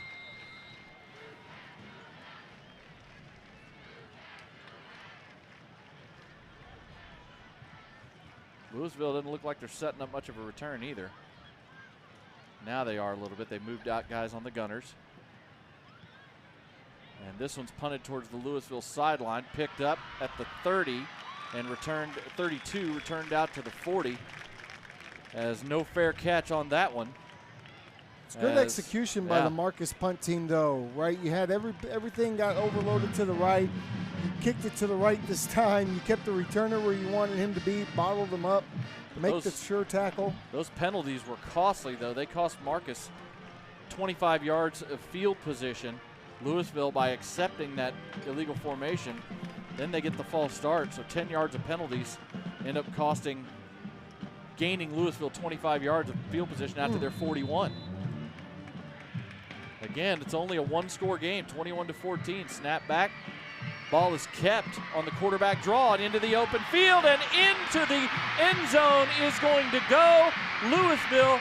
They brought in number 3, Aiden Evans, and lined him up as a wildcat.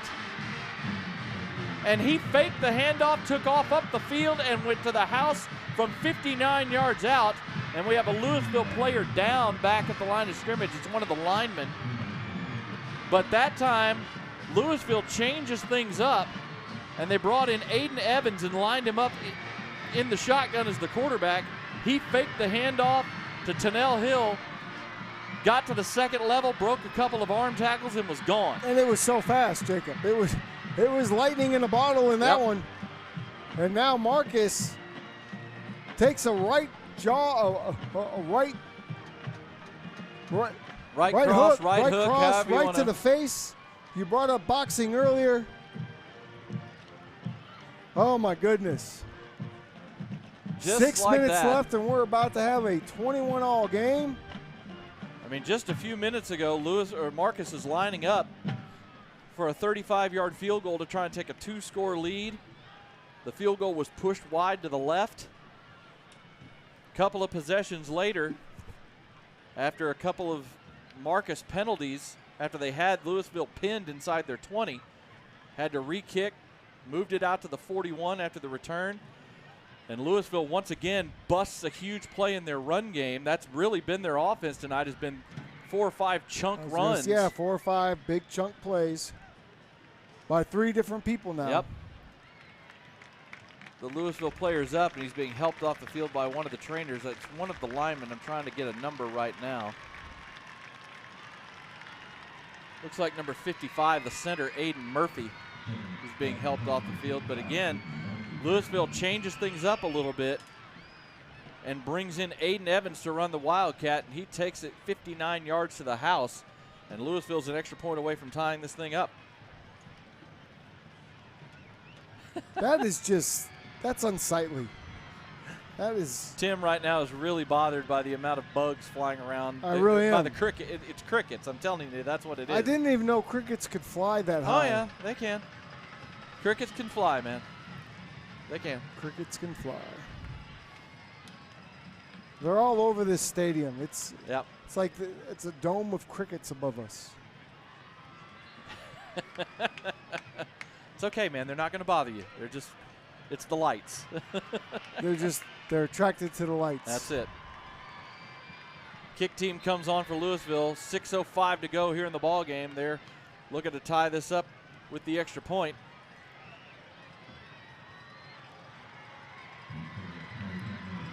By the way, their kicker is actually a senior defensive lineman, Tamarian Duria. He's the kicker, and he boots it through. And we are all tied up here in the 2024 Battle for the Axe with 6:05 to go. Lewisville 21, Marcus 21. You're watching Marcus Football Night.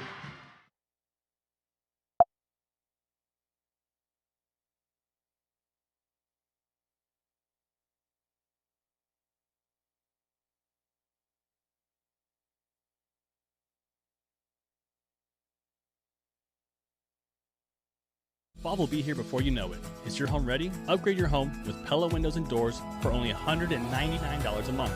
Our beautiful, energy-efficient windows come with a lifetime warranty, ensuring your family stays comfortable through every season. Call now for a free consultation and make sure your home is prepared with Pella.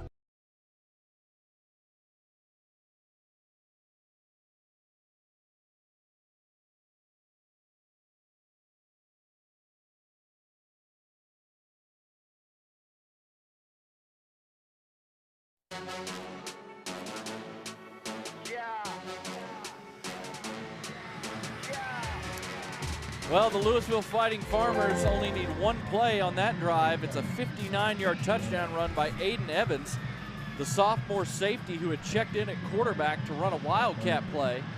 And he broke into the second level and took it to the house. And we are all tied up here in the fourth quarter with 6:05 to go. What a game, Jacob. What a game. It's been a fun one so far.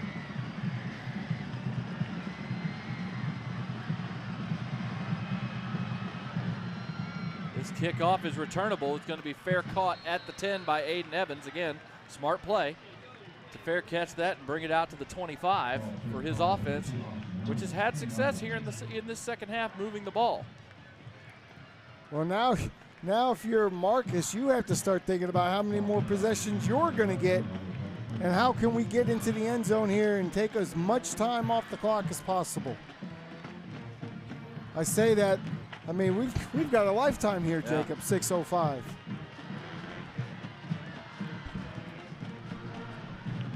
Again, the big plays tonight on offense for Lewisville have been really 3 big runs that set up their 2 offensive scores. Shotgun, play action, Nussmeier going to throw one out to the near sideline, caught out past the 30 by Rhett Garza to the 32, a gain of 7 and a first down. And that's, to me, that's where they've had their most success, off the left arm of Colton Nussmeier, especially when you get him out on the perimeter on those quick little rollout and hit the flat like that. He's very, very accurate. Rhett Garza tonight, that's his 6th catch for 60 yards now after that 7-yard gain, unofficially, of course. He also has 3 carries for 54 yards. He's got 114 yards of total offense tonight on only 9 touches. 2nd and 3 now at the 32. Handoff to Kelly Akipi, and he had nowhere to go. Here comes a flag, going to be a hold as well as a lot. They'll take the loss of yardage as once again the defense for Lewisville was all over it, just blowing up blocks on the outside, getting penetration on the inside. Kelly Akipi lost 4 yards on that run, and so they'll decline the holding penalty and set up a 3rd and 7. Just a great job by Lewisville. The defensive end, number 11, Ryan Sewell, helped string it out. Really nice job. We've seen it all night from Lewisville. And then D'Angelo King is the one who just blew right through the wide receiver block on the outside to make the hit. This run defense for Lewisville has been extremely stout. Very impressive. Now it's 3rd and 8 back at the 27. Nussmeier takes the snap, steps up, gets pressured, and he's going to get dropped. It's Ryan Sewell again, and now we're going to have a penalty on Lewisville. Another just no poise play by a Lewisville defender.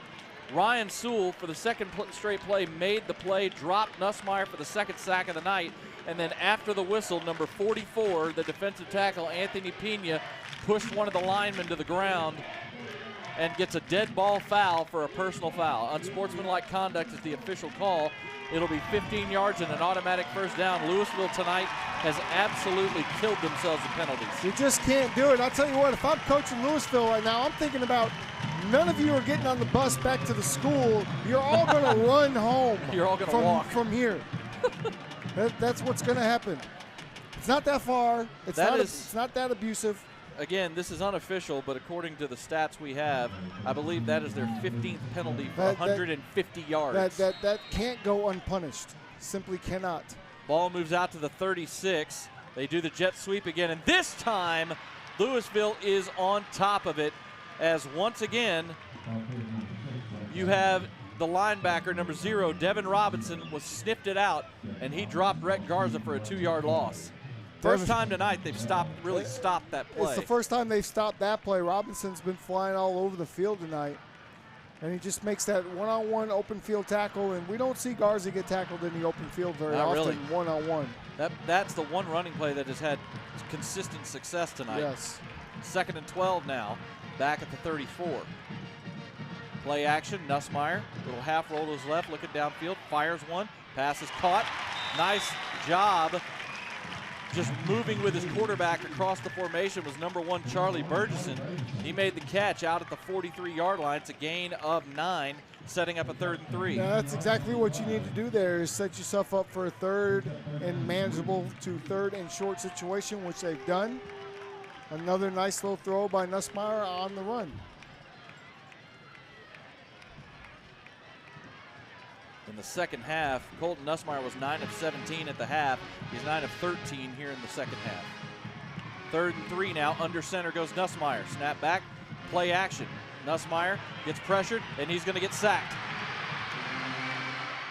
Nussmeier, when he gets that pressure, he tends to take off for the edges of the defense. I'd like to see him step up a little bit more in the middle of the defense, in between the guards, especially on the play action when everything is kind of flooding around the outside of you. Well, that time, I mean, the edges just collapsed around him so quickly. He tried to step up through it, and Sean Oliver said, no, sir. You can see the frustration on his face. He certainly looking for something big out of that play is what they anticipated. And now with 4:17, you are giving the ball back to Lewisville in a tie ball game. Those last couple of plays, just a great job of pressure by the Lewisville defensive front, getting into the backfield, causing negative plays. Line drive punt this time is caught on the run, out past the 35 and up to about the 38. Another nice, solid return by D'Angelo King, who's done a great job of tracking these punts, giving himself good momentum. That was about a 10-yard return out to the 38-yard line, which is where Lewisville will start with 3:54 to go in the ball game. Not a whole lot of time left. I think the urgency is being ramped up for both sides at this point. Big defensive stand here for Marcus. Big opportunity for Lewisville. Lewisville with 2 timeouts, 3:54 to go in a tie ball game. Trey Williams is in at quarterback this time to start this possession. Tanel Hill in the backfield. They hand it off to Hill. Has some room on the far side. Gets the corner out to midfield into Marcus territory down to about the 46-yard line. Great run to start the drive of 16 yards by Tanel Hill, who's having a fantastic ball game. Yeah, one of the bigger runs of this second half because Marcus has done a really good job outside of that one Wildcat touchdown run they gave up on the last drive. Now Lewisville speeding things up with a little bit of tempo. They check, now they look to the sideline and make another call. Tanel Hill in the backfield. Whoop, turned the wrong way, broken play. Trey Williams is going to get dropped for a big loss. That was a busted play that time. Making the play was number 57, Tony Lee, who dropped him back at the 50 for a loss of 4. But again, that time right before the snap as they made the call, Tanel Hill switched sides of Trey Williams, the quarterback, and he switched sides, and Trey Williams thought he was still on his right and turned to his right to hand it to him, and nobody was there. Nobody was there, and he tried to get out of it with his athleticism, but too much pressure from the defensive Marcus to really be able to get out of that. 2nd and 14, snap back. Williams swings it, and the pass is going to be incomplete.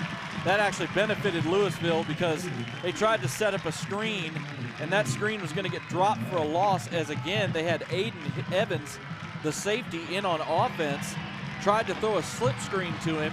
It would have been dropped for about a 3-yard loss, and instead he just dropped the pass and saved about 3 yards. Yeah, it looked like Isaac Cuthman, who came up to make the huge play and followed that receiver all the way down so he couldn't make the screen catch.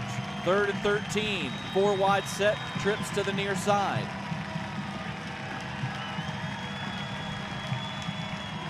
Shotgun snap back to Trey Williams.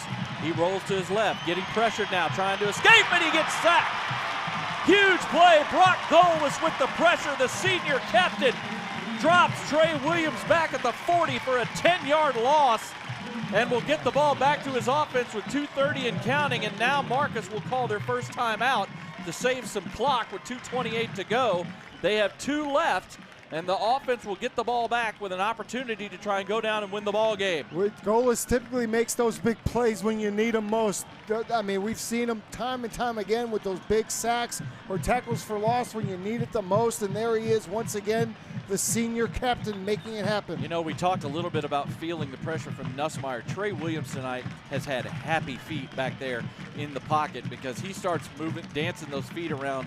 If that initial read isn't there, his feet start moving around and he starts feeling pressure that maybe isn't always there. Well, that's the youth, right? It's the one read, uh-oh. And you can't have the one read, uh-oh. At least get the 2 to 3 reads before the uh-oh.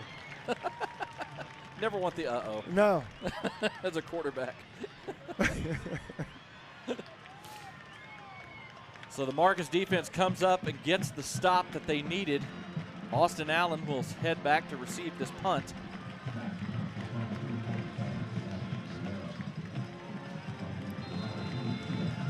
The senior kicker punter Sebastian Guerrero has been good tonight.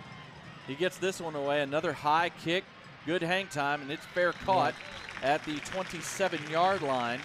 That'll be a 33-yard punt, but no return, which is the key there for Guerrero, and the Marauders will take over their own 27. This could be the last time the Marauders have the ball in regulation offensively. Yep. Marauders have 2 timeouts to work with here and 2:21 to go.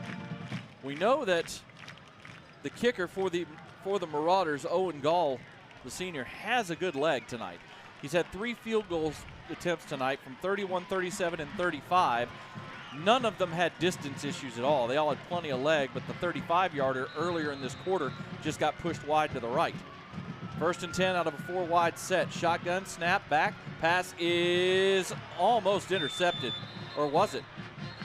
They're going to talk about it. That pass may have been picked off. We're going to see. They're going to, no, incomplete. Okay. A referee's coming in from the umpire said that ball did hit the ground, but man, what great coverage that time by number 21, Kanye Anderson, who really broke on the route and really almost bodied off the receiver and nearly made an interception. Well, here's the problem. When you're throwing those outside breaking routes, the ball has to be outside. You can't throw it to the inside. And that one was a little bit to the inside. That was a little inside. Great play by the defense. but the ball needs to be placed a little bit more outside there. 2nd and 10 now. Receiver in motion. Snap back. And a heave down the sideline and a little bit too far. He was trying to hit Cooper Campbell, who was the motion man that time. Tried to run a little wheel route and was double covered. He was about a step maybe behind the coverage. Yeah, the coverage was excellent. Yeah, the pass was just too long. So 3rd and 10 now for the Marauders at their own 27. 2:09 to go.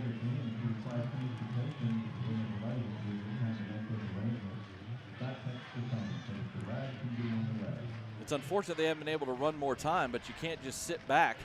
The run game hasn't had enough success to count on it here in this 4th quarter. No, it is not. Stack receiver set up to the top of the formation here.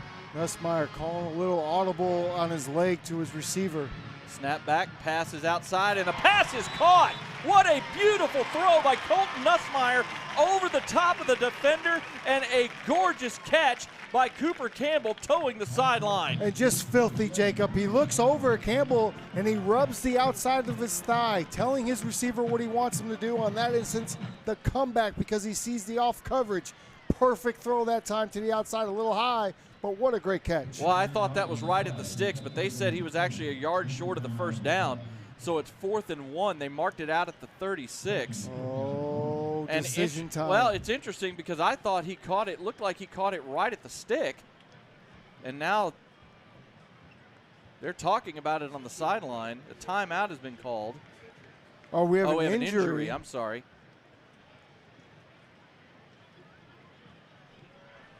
Yeah, we have an injury timeout right there on the sideline.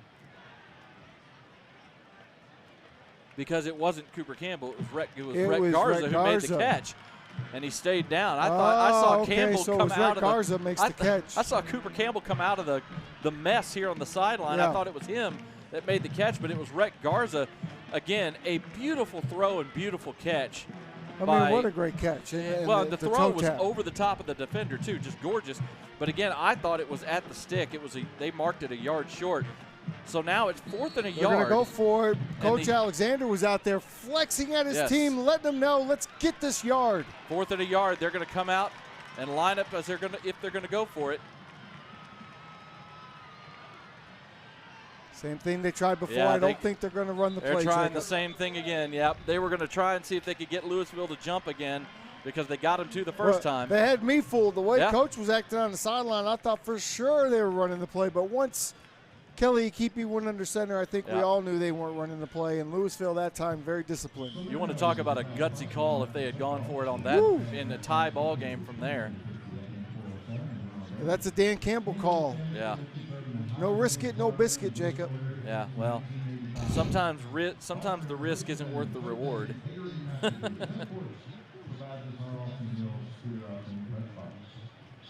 Marcus tries to get Lewisville to jump. They don't. So the punt team, you would think, will come on after the timeout by Marcus. There's 1:56 to go here in the ball game. I know you're looking forward to some possible overtime considering you've got your big college football show to do in the morning. Yeah, this game, in many ways, because of the penalties and a couple of injuries. Oh, it's been a long one. This has been a long one tonight. We are at over 3 hours and counting now. Yeah, we are. Which for a high school game is an eternity. Well, settle in, my friend, because we could get an extra quarter of football here. Yeah, we could be getting some dueling possessions here in overtime here soon. Punt team is on. Number 1, D'Angelo King, who's done a great job tonight returning punts, is back. This one's high, kind of wobbly to the side and goes out of bounds. Not a great punt that time. They were trying to keep it away from King, but it goes out of bounds at the 40. Ends up only being about a 26-yard punt, 24-yard punt, I should say. So the Farmers will take over at their own 40 with 1:50 to go and 2 timeouts to work with. That's a lot of time, especially with the high school clock. This is an eternity for Lewisville. The whole playbook is open for them. Now the problem is their pass game has been very ineffective tonight. So here they come, first down. It is DJ Williams in the backfield with Trey Williams. They hand it to DJ Williams. He's trying to pick his way through the line, breaks one tackle, but then just gets gang tackled by the rest of the Marauder defense. He's only going to get about 2 yards on that first down play. And not much going on there. Marcus is going to be aware where he is at all times. Running tempo here, no huddle. They stay in a 4-wide set with DJ Williams. Low snap, they hand it to DJ Williams. Gets about 2 more out to the 44 before he gets brought down. Goal was on the tackle that time. And now Sets up 3rd and 6. DJ Williams is down. Yeah, he's getting up real slow. He tried to get up and then couldn't quite. He's going to come hobbling off the field under his own power. Looks like maybe another cramp or an ankle, something along those lines. It did not look comfortable. Kind of questioning why they were trying to force him the ball there. He hasn't been the one that's been active most of the game on the ground. Yep. Tanel Hill checks back in. Yep. Tanel Hill checks back in. 3rd and 6 at the 44. Listen to that crowd, Jacob. And now we're going to have a false start. That's that home field advantage. And you notice they were going no huddle, but they weren't trying to hurry. I think Lewisville, at the very least, wants to make sure they run the clock out here if possible. But that stops the clock with 39 seconds left. It's going to make it 3rd and 11 back at the 39-yard line. And 1 timeout still for the Marauders to use on defense if they can get a quick stop here on 3rd down. Well, it must have been just a... Now, I thought DJ Williams checked back in, but he didn't. It is Aiden Evans who is now checked in at tailback. In the backfield with Trey Williams.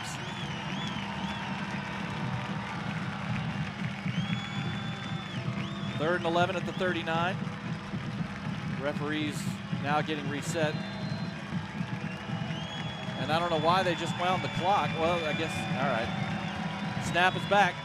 It's going to be a little fake up the middle, nothing doing. Trey Williams tried to keep it on the zone read, got back to the line of scrimmage, and that's it. And Marcus will call their final timeout with 27 seconds to go. Yeah, and he took a big hit. He's slow getting up, Jacob. Yes, he is. Kind of curious as to why, with what they've been doing on this possession. Well, that was why number 3 that kept the ball. Oh, Evans kept. So they tried that same play that was the touchdown earlier. I thought that was 9 in there. It was 5. Or I thought it was 5. It was 9. So again, you're right. They had Aiden Evans in there with Tanel Hill. And that's how they scored the big play tried earlier. That zone read with a wildcat formation, and this time they were all over it. But see, that's again a guy who doesn't play quarterback much outside of a package. Yeah. The way they'd been running this ball, when they wound the clock, why didn't they let the play clock run almost all the way down before they snapped it right there? You know what I mean? He doesn't know. I would have thought the way they were trying to burn clock on this possession, once they got set back, they would have tried to do that. But again, you're talking about a guy who takes maybe a couple snaps a game. Right. Unless something crazy here happens, I suspect that we will get some extra football here tonight. Well, the question is will they set up? They're going to have Austin Allen back to return, and it looks like they're not going to come after the punt here necessarily.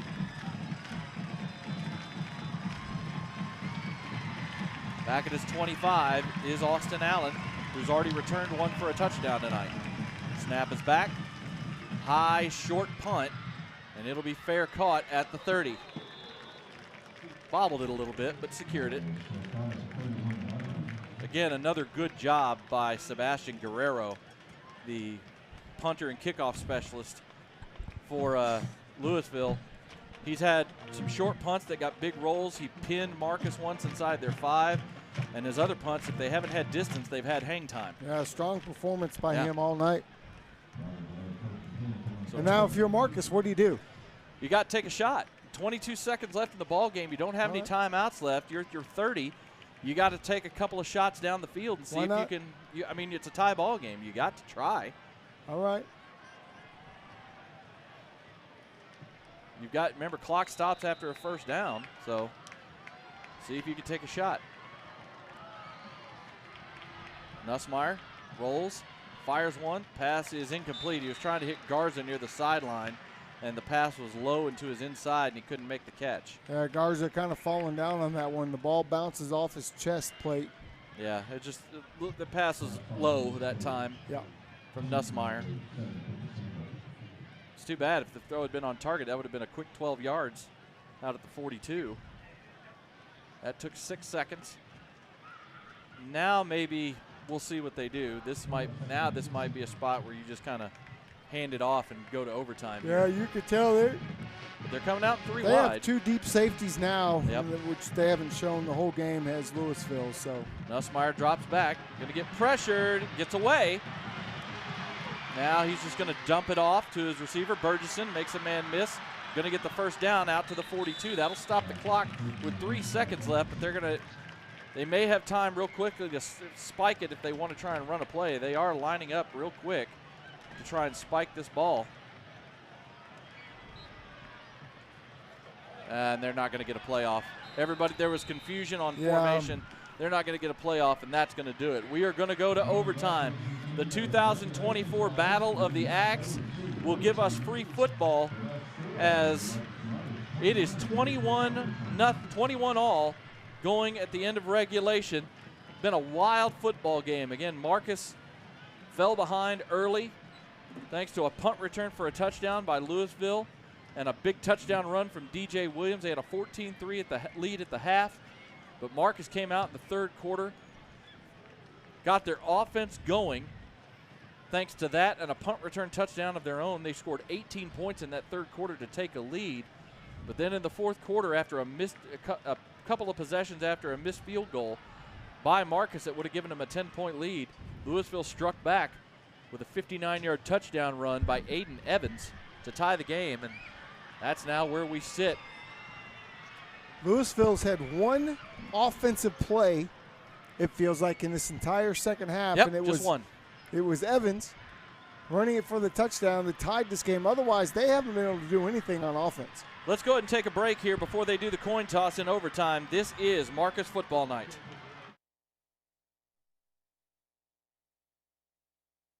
Fall will be here before you know it. Is your home ready? Upgrade your home with Pella Windows and Doors for only $199 a month. Our beautiful, energy-efficient windows come with a lifetime warranty, ensuring your family stays comfortable through every season. Call now for a free consultation and make sure your home is prepared with Pella.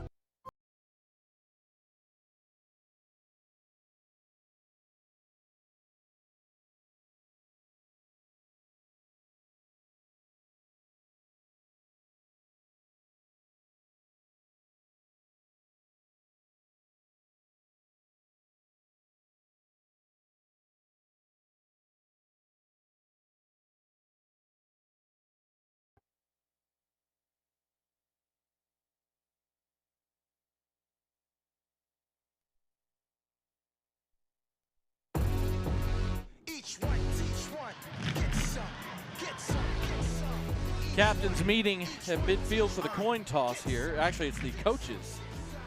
Interesting. Not captains. They want to make sure there's no confusion on this on this coin toss here. It's the head coaches meeting at midfield for the coin toss. Again, the winner of the coin toss can either take the ball or play defense. I've never seen coaches do I that. have never done this either. No? I've never seen coaches do the coin toss before for an overtime. Wow. There's the toss of the coin.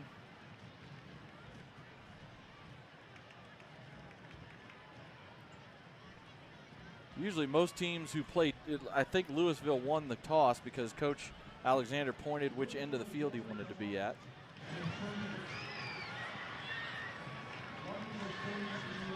I've never seen coaches go to the 50 for anything like that. I've never seen coaches do a coin toss before. Usually if you win a coin toss in overtime, you want to play defense. Is that correct? Yeah. So I saw Coach Alexander point to which end he wanted to have the ball. Could you imagine like the Cowboys and the Chiefs going to overtime and Andy Reid and Mike McCarthy rolled themselves out to the 50-yard line? I've just never seen that before. No. Thought maybe that was a high school thing, Jacob. That I wasn't I've aware never seen of, it in high school either. It's usually you send out one captain from each team. Well, here we go. So Marcus is bringing the offense out. So, yeah, Lewisville won the toss, elected to play defense. And we're going to go to the north end of the stadium here. Again, it's not like you're going into a crowd either way at a high school stadium. So the end, which end do you want to go to? Kind of 6 of one, half a dozen the other to me. 1st and 10 for the Marauders at the 25 to start overtime. They run the jet sweep, get the corner, inside the 20, down to about the 17. That play works again. It was Cooper Campbell this time on the jet sweep. Gets him about 8 yards down to the 17. Yeah, nice way to start. Yep. Considering the lack of scoring, you wonder what the teams have in the bag. Right, because both of these offenses tonight have only put up 14 points each. Yeah. Each team has a punt return for a touchdown. Marcus only has 1 offensive touchdown. Lewisville has 2. Marcus has gotten down into field goal position a few times. 2nd down. Oh, busted play. And it's going to be a huge loss as Nussmeier's dropped back at the 23-yard line. It's a loss of 6. Nussmeier had Kelly Keepy on his right. He turned to his left. Yep. Well, and he bobbled the snap a little bit. That too. Yep. But that was just a straight-up busted play. Now it's 3rd and 8 back at the 23. I'll be honest, we have no idea. The place kicker is a senior defensive lineman, Tamarian Duria for Lewisville. We've only seen him kick extra points tonight, so no idea of what kind of a leg he has. 3rd and 8 now for the Marauders. Snap back out of the shotgun. Nussmeier, nobody there, getting flushed, and That's what you couldn't do. That is absolutely what he took a sack that he had no business taking. He kept holding the ball, didn't get rid of it, and got sacked all the way back at the 42-yard line by Anthony Pena, the senior defensive tackle. That is a huge mental mistake by Colton Nussmeier. And that's not on the offensive line. That's on the quarterback. He sat in the pocket, then he scrambled backwards, and he tends to do that quite a bit. You have to just throw it away. You have to throw it away and let your kicker take a shot. Yeah. He'll learn. He's just a sophomore. He will learn. He's usually pretty good about getting rid of the ball. We've seen that this year, but that time he just mental mistake. 4th down, you might as well go for it. You have to. Going to heave this one down the field. That pass is going to get tipped up and incomplete. I'll tell you what, that was almost dangerous for Lewisville. 2 guys went up to go intercept it, and it deflected off their hands. Luckily for them, it didn't go high enough for a Marcus receiver to catch it. But now all Lewisville needs is a field goal to win. That's all they need. And that's why you got to at least let your field goal kicker have a shot. And that's why you can't take the sack. Yep. You cannot take a 15, 20-yard sack on 3rd down. You have to have that clock in your head, throw the ball away, give your kicker an opportunity. The pressure's in front of you. It's not like it was you didn't see it coming. Yeah. You know, Colton almost made that mistake earlier in the ball game, but he was able to get rid of the ball when he was just scrambling backwards, and he finally threw it away. That's a habit he's gonna want to break, is the backwards scramble. Yep. So now Lewisville takes over, 1st and 10 at the 25, just needing a field goal to win this game. They try a jet sweep of their own, and they get dropped for a big loss. Oh, boy. As they blow it dead after he gets stood up. DJ Williams loses 5 yards back to the 30, so the Marcus defense steps up and makes a play. And we have a different player now lining up. Okay, number 98, Declan Ham, looks like who's warming up to kick. Maybe it's been him the whole time. 98 and 48 look pretty similar on these jerseys. Okay, I'll give you that. So he's been the one. It does look like a 4. Declan Ham has been the one kicking the extra points tonight. He's a sophomore. He's listed as a punter on the roster for Lewisville. 2nd and 15 back at the 30. Snap back, handoff. And a little juke move to get a couple of yards that time by Tennell Hill. Made a man miss at the line of scrimmage and was lucky to get 2 out of that. Nifty moves by Hill to get anything. But this is where the ineffectiveness of the pass game for Lewisville hurts them. Yes. They've had almost no success tonight passing the ball. The crowd is rising to their feet, getting encouragement from the Marcus sideline. 3rd and 13 at the 28 for Lewisville. Tennell Hill in the backfield. And now, false start maybe. Well, no, the timeout got called first by the Lewisville sideline. I saw the official running in from the far side before the flag was thrown. So timeout by Lewisville, one of their 2 that they can use in overtime. And they're going to reset things here on before this 3rd and 13. Again, tonight, Declan Ham, number 98, he has only kicked extra points. So no idea what kind of a range he has. Well, he's kicked them strong. He's kicked them well. From here, you're looking at kick. From here, you're looking at about a 46-yard field goal. That's a long kick. That is.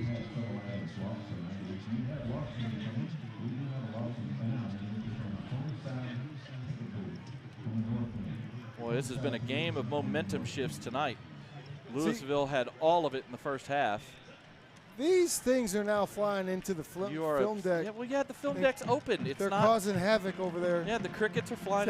It's an open film deck. Listen, we need some You're sort obsessed with the crickets. We need some sort of cricket screen or something.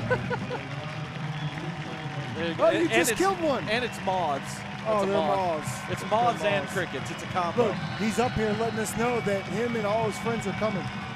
3rd down, handoff, draw up the middle, and into the second level. And Tennell Hill is going to get knocked out of bounds at the 1-yard line. A draw to Tennell Hill. He broke a tackle at about the line of scrimmage and was a yard away from scoring.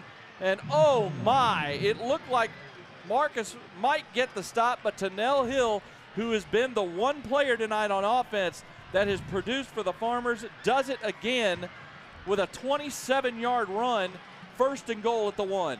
It was a heck of a run, and Hill's been the workhorse all night. Anytime they've had a big run outside of the 2 other guys, it's been Hill. Low snap on 1st down, and whistles are blowing. And whistles blew before the snap. False start. They had a false start, well, I guess. I don't know. They put the ball back at the 5. That's not much of a false start. It's not a 4-yard penalty. Well, that's where it's going to stay. Okay, I saw guys blowing whistles. The snap got dropped. Guy got tackled at the 1 unless he, you know what I think happened? I think he went down and touched a knee down when he picked up the snap. The quarterback, Trey Williams, yes. The low snap, he went down to pick it up and his knee touched, so they marked it down at the 5. 2nd and goal from the 5. Snap back to Trey Williams. They pitch it to G.J. Williams, who's going to throw a pass, and it's caught for a touchdown. A halfback option, number 19, Landon Bogany, the sophomore tight end who sat in the first half for a suspension, makes the catch in the end zone, and the Fighting Farmers get the win. Well, nobody saw that coming. What an incredible play call. A brilliant play call by the Lewisville coaching staff. Wow. Give them credit, tip your cap. They pitched the ball to DJ Williams knowing the defense is going to go after him 100%. They leak out the tight end who's one of their leading receivers but missed the first half because of the suspension, Landon Bogany. He leaked out into the end zone and nobody was near him. And the Marauders fall tonight in overtime in the Battle of the Axe as Lewisville takes the Axe home for the 3rd straight year.